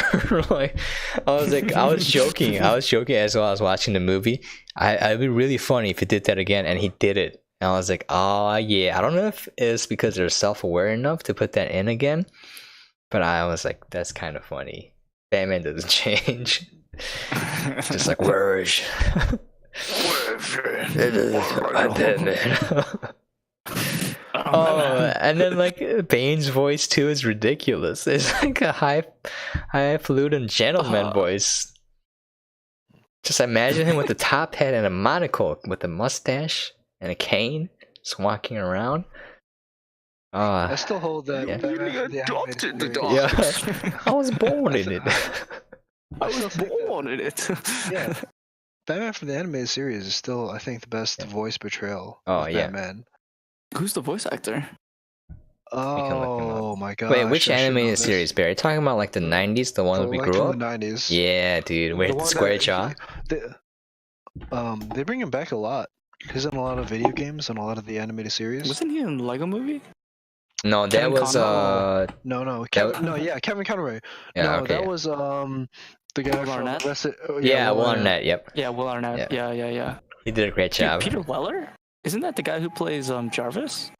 Although Kevin Conroy don't know. was in Shazam Ah, briefly. as a like real life character. Yeah, he Okay. played. Okay, he had a brief cameo. Like Shazam picks up at one point. No spoilers. Picks up like a Batman toy, Mhm. and it's Kevin Conroy, and he just has one line. It's like, "I'm Batman." That's awesome. Dang. And it was just wonderful because it's just Kevin Conroy. Oh. And no one would have noticed it, but it was just a clear callback, and I loved it. 'Cause Yeah. I'm solidly of the opinion that he was the best Batman. Oh, I was gonna say Wow. I really like Mark Hamill as Joker. Yeah. Like, The old school? yeah. Well, I the haven't animated seen it, series. so I wouldn't know. Well, okay, not that old school. Old school for us. Old school classic is like, I forgot who played him back like then. the super cheesy like 60s and 70s. Oh, you're talking about like where it goes pow and everything? Yeah. Yeah, okay, yeah. That's pretty old school. In That which was like case, a that's comedy. completely different. That's Yeah. like full cheesy Batman, and that died late 80s, early 90s. Hmm. To make way for like Michael Schumacher, Batman, and like just super gothic, super dark Batman with Dark Knight Returns. Dark Batman. Dark Batman. I lost my parents. Oh man, I'm just thinking of the Lego. Yeah, the Lego Batman movie. Yeah. Darkness. No parents. No parents. Oh, dude, the Lego movie's so great, guys. Have you seen like Lego Ninjago? Apparently, it's pretty good too. All of them, I think they're Isn't pretty. Jackie Chan in that one? I don't know, but I think they're all good. We should do a The Lego second movie. Lego movie just came out, right? Yeah, I think so. Yeah, and I'm gonna say this. Yeah. I think the second Lego movie was kind of terrible. What? No, I haven't seen it yet, You're, so I you're don't making me know. sad. It was technically really good, but it felt like nothing. Really? I felt nothing. Oh, Right? like the Watching first the one movie. ended with like friends or family. I'm like, oh, this is such a Oh, that's sad. yeah. That's Like sad. the Lego, like in every technical respect, it was a brilliant movie. Like it was it had the same technical prowess as the first one. It had arguably a pretty strong script. And I watched it, and I probably have to watch it again a couple times to figure out exactly why. But I felt really nothing from the Hmm. movie. They must have just sold out then, just like hit the bullet points maybe, just like no soul in it maybe. I don't know. I don't think so. No? I really like. I'm thinking back. I remember walking out of the film, and I was like, huh. I don't feel anything. You know, that's how I felt about Last Jedi, except more like, I think there was something wrong in that movie. I couldn't like put my finger on it the first time through. Yeah, I don't know. There was nothing thought provoking. There was nothing emotionally poignant. In the second Lego movie, I That's definitely have to watch it disappointing. again to. I mean, don't let my review color your expectations on it. I think, Aye. but I mean, that was just like when I went with my brother and a friend. When we came out of it, and we're like, Yeah, okay. Just that meh. Meh. yeah. Yeah, I don't know. It was disappointing. Too bad. I wouldn't put it as a disaster level like Suicide Squad. No, But please no. it didn't really do anything. Dang. Wait. But So I got what sidetracked. movie should we do next? I was next checking week? out Alison Brie. What movie should we do? I mean, we could. There's a plethora of options. We can continue shitting down the DC path. We can talk No, about John please. We can do Aquaman. Like none of us have seen it, right? I don't wanna. But Mm, okay, fine. You know what? I agree because I had a hard time getting through Suicide Squad. Like I didn't want to how watch do you it. think it felt watching it a second time? I know, I gotcha. It was so You took one bad. for the I team think there. this is actually my third watching. I think it was my third God. viewing. Okay, why, Bear? That's unfortunate. That's I'm unfortunate. I'm so sorry for your loss. Yeah, I'm sorry. I'm just a glutton for punishment, dude. Oh, Yeah. should we do Terminator? Because the new Terminator coming out Terminator? soon, right? Is Dark there Fate. another? Oh, There is God. Dark Is there Fate. another one? Yeah. I don't know if I don't know if I care. I don't care. Yeah, I don't. mm. So either John Wick or should we do like an animated movie or should we do Did you say Hong Kong cinema? Anime? Hong Kong cinema.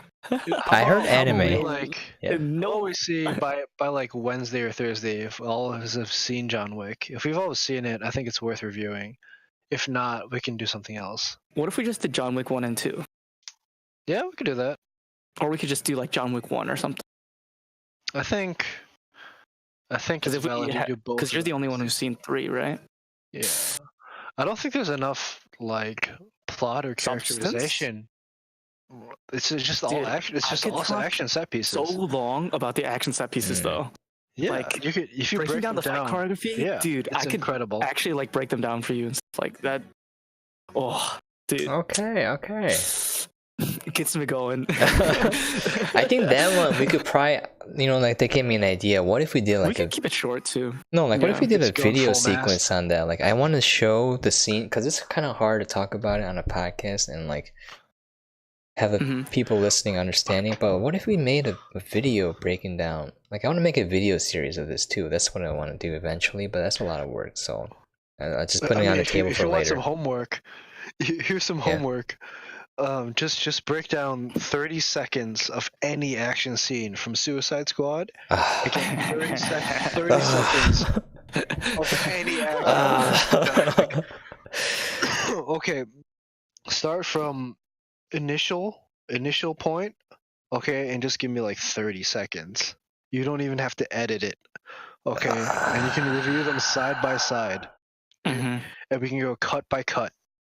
And talk about every decision that goes along with how to frame, block, and edit an action scene. So like I was thinking about this and what I wanted to do was, I like this podcast. It's just us riffing on one another, so I can't talk right now. And just talking about what we like, just having a fun time. And I actually want like a video series where we're breaking it down with like we can put in information, we can show it on the screen. Yeah, I think that'd be a lot of fun too. Yeah, but that's a lot of work. Mhm. But if you guys are, I can do that by myself. That's okay. But if you want to help, I can help you too, all right. Sam. No, I could definitely help you out. I'm not Yeah. helping. Okay, that's fine. You got a busy life. Yeah, you got a busy life. bro. Yeah, it's okay. You got an actual Yeah. job. Yeah. You're not a bum like me. All right. Wait, Yeah. should we do Aladdin? Oh. Should we do Aladdin? I haven't watched the new film. No, not the new one, the old one. Oh, the old I know. I one. want to do the The new old one. None of us have seen I the think new one yet. if you want to do that, I think we need to do a little bit of a primer on musical set pieces and musical Mhm. interludes because it's in a lot of ways similar to action movies. Good comparison. In many ways similar to action movies. Yeah. Uh-huh. In that the musical set pieces have to accomplish many of the same things that action set pieces do. Yeah, absolutely. And we can do a little bit of a talk on that. Aladdin might be a good starting point. Yeah. Yeah. Like the entire Disney library is full of wonderful examples of that. I mean, they're all technically musicals.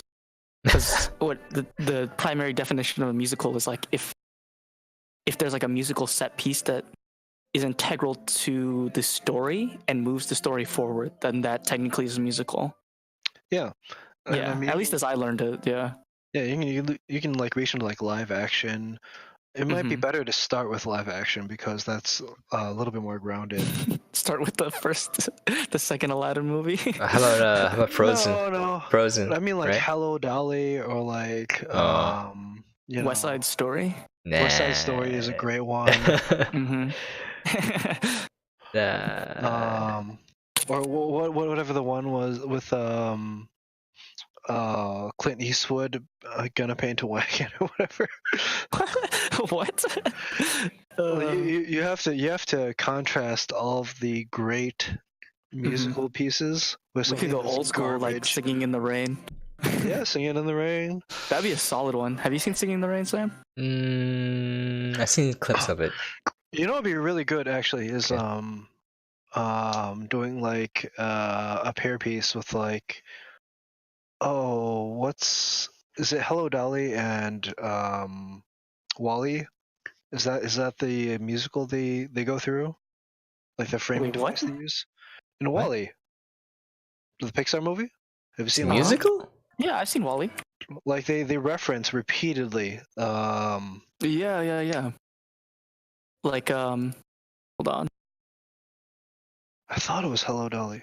I'm just Yeah, gonna it is put this Hello Dolly. fact in here. Avatar 2 and 3 are in post-production, and Avatar 4 and 5 are in Oh, pre-production. God. There's 5 Avatar movies. God. I just don't care. I'm just saying, just God. putting it out I there don't for care. people. Why? Kind of like Why? saying there's all these Sonic the Hedgehog games and now a Sonic the Hedgehog movie coming out. It's the end of the world. Wally director Andrew Stanton explains the film's Hello Dolly connection. Huh. Yeah, I mean it's a cool little cinematic parallel. It's actually done very, very well, I think. Hmm. I haven't seen Hello Dolly, so I wouldn't recognize that. I saw it in like 6th grade.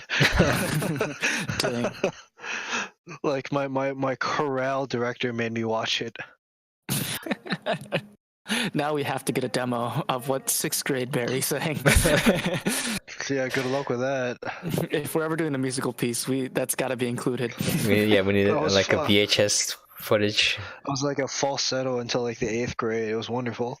Wait, really?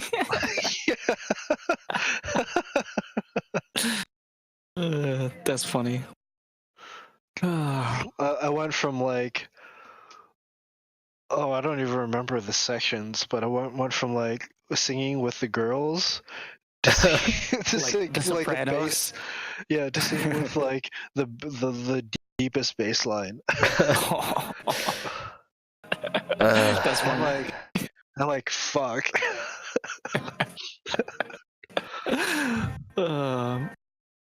Yeah, I kind of get that too. I was like an upper tenor all through middle school, and then high school I was just like baritone / bass. Oh, I didn't know singing in high school because I was so depressed about losing the falsetto. Just Take my my career's over. voice. Yeah, This is my it. career. I'm done. My career is over. There goes my. There was no Justin Bieber comeback. It was just I'm done. I'm done. I'm just gonna play the fucking violin now. Dude, that's so Asian, man. I play violin too. So Asian, dude. Yeah, all Asian Oh, people. did you? Yeah. I didn't. I played trumpet. Oh no, you betrayed us. What are you doing? You gotta be cello, violin, or if you want to be a loser, viola. The loser. Yeah. I was in a string quartet in the senior year, dude. Yeah. Dang. How I played unfortunate. I played at fucking weddings, dude. Oh, nice. This is pretty good then. Oh, should we just rank Marvel movies? Do you want to do a Marvel movie rank? Dude, are we gonna do a rank? A Oh, tier I want to list? do tier list stuff. I think that'll make for a great podcast and video series as well. Mm-hmm. No, but then I have to watch 22 Marvel movies again. No. This is just like off of feel, you know. It's just like off of feel. So like this is something called I forgot. Giant Bomb does this, and it's like You need to ranking have of those nostalgia goggles on, you know. yeah, ranking of fighting Remember the good games. times. And what they do is, so it's a really short series where they play a fighting game, and then they rank it based off of other fighting games that are on the list already. So when they play one game, it's like up there as number one, and then they play another game, and then they make, is this better or worse than these games, right? And then they sort the list again. So like that could be a thing where you don't have to talk about all the movies. You just talk about one movie. You put it on the list, and we talk about another movie the next time, and then we just sort the list as we're going through these movies. So as of now, we'd be like Endgame, what? Endgame, 1, and then Thor Ragnarok 2. Yeah, sure, I guess. I mean, we would all discuss it and give our opinions, and then we would have to kind of like reach a consensus, and that's where the podcast comes in, or like a video series where like the interactions and the way you decided, a lot of arguing, a lot of jokes. Yeah. Last Jedi, obviously on the bottom of any list. I'm dude, kidding. It's at least B tier. Yeah, I know. At least B tier. B tier. All right. No, I would say C tier. And then Suicide Squad is not on the tier list. We don't talk about it. We removed it from the game. S tier. No, S tier. Bottom tier. Bottom tier, dude. We can talk about tournament band. Yeah, tournament bands. Yep. Too cool for school. Yep. It would not be fair for the rest of the movie, so we gotta ban him. This movie is cheating. But yeah. I don't know if I can't think of any Marvel movies that would really qualify for anything of that tier. Yeah. So I don't know. Whatever you want to decide, man. The world is our oyster. Exactly. Truly is. Truly is. I would like to talk about John Wick though, if you guys have a chance to watch it the movie over the next week or so. Number 3. While it's still fresh. John Wick 3. Okay. I'll check it out then. John Wick 3 is really very, very much an extension of the first 2 movies. I'm okay with that. That's what I want. Oh yes, that's what I want. Makes me so happy. Yeah. Like I don't want something different. I just want more of the same, but slightly better. It's definitely that. It's absolutely that. That's what I want. That's all I want. Yeah. That's what I like to see. That's what I like to see. Exactly. Just more of the same, but slightly better. All right. So shoot for. Are we gonna talk John Wick 3, or are we just gonna talk 1, 2, and 3? I mean, if you guys have just time, 3, or just if you guys 1, have 2? time to watch 3, then we can talk about it. If not, we can just talk about 1 and 2. That sounds good. I like that plan. Yeah, I like that plan too. We're doing it live. This is how people know that we don't plan anything. we have no plans. We had an outline for this one. We did. The movie was bad. Yeah, the movie was bad. That was the entire outline. That's all you need. TLDL. Bold, yeah. Underlined. Bad. 26.5. Yep. All right. We only hit 3 hours today. Wow. What a short podcast. So short. Yeah, so short.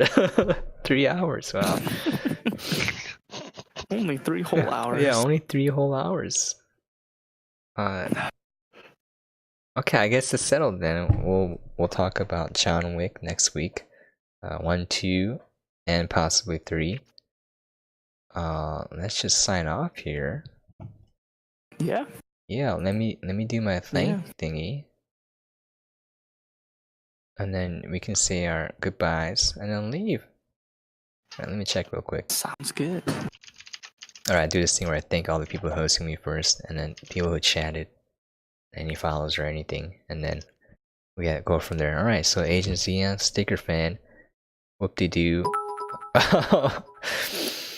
Let's see. Barry, what do you say? Shout out to David Ayer for putting his name on this enormous pile of poop. Alright. Censor myself fake there. Name. Fake name, yeah.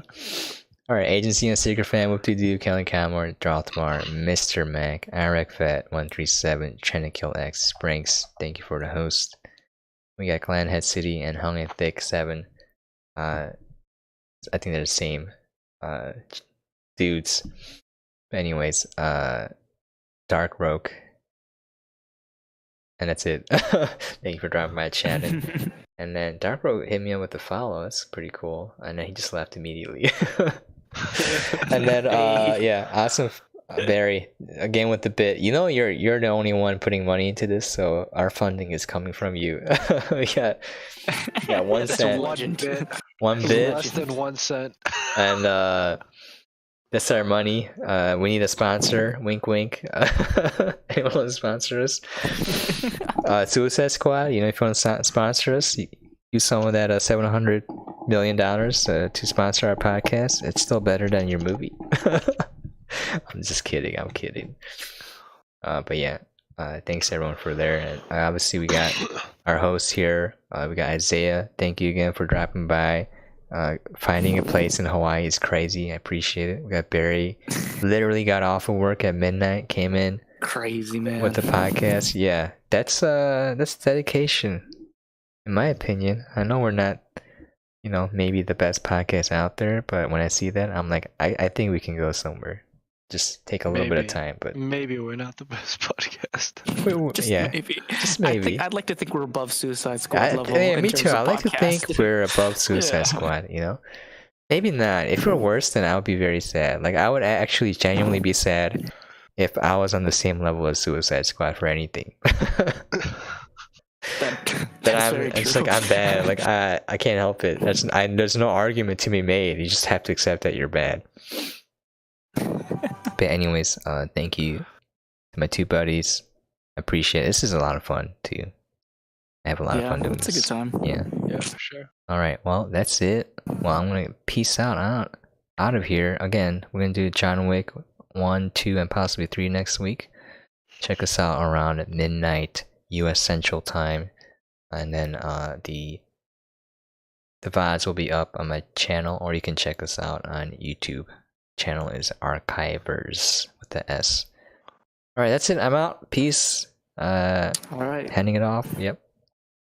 Bye. Bye. Bye. Bye, everyone. Awkward ending. Awkward bye. Okay. I'm gonna stop there.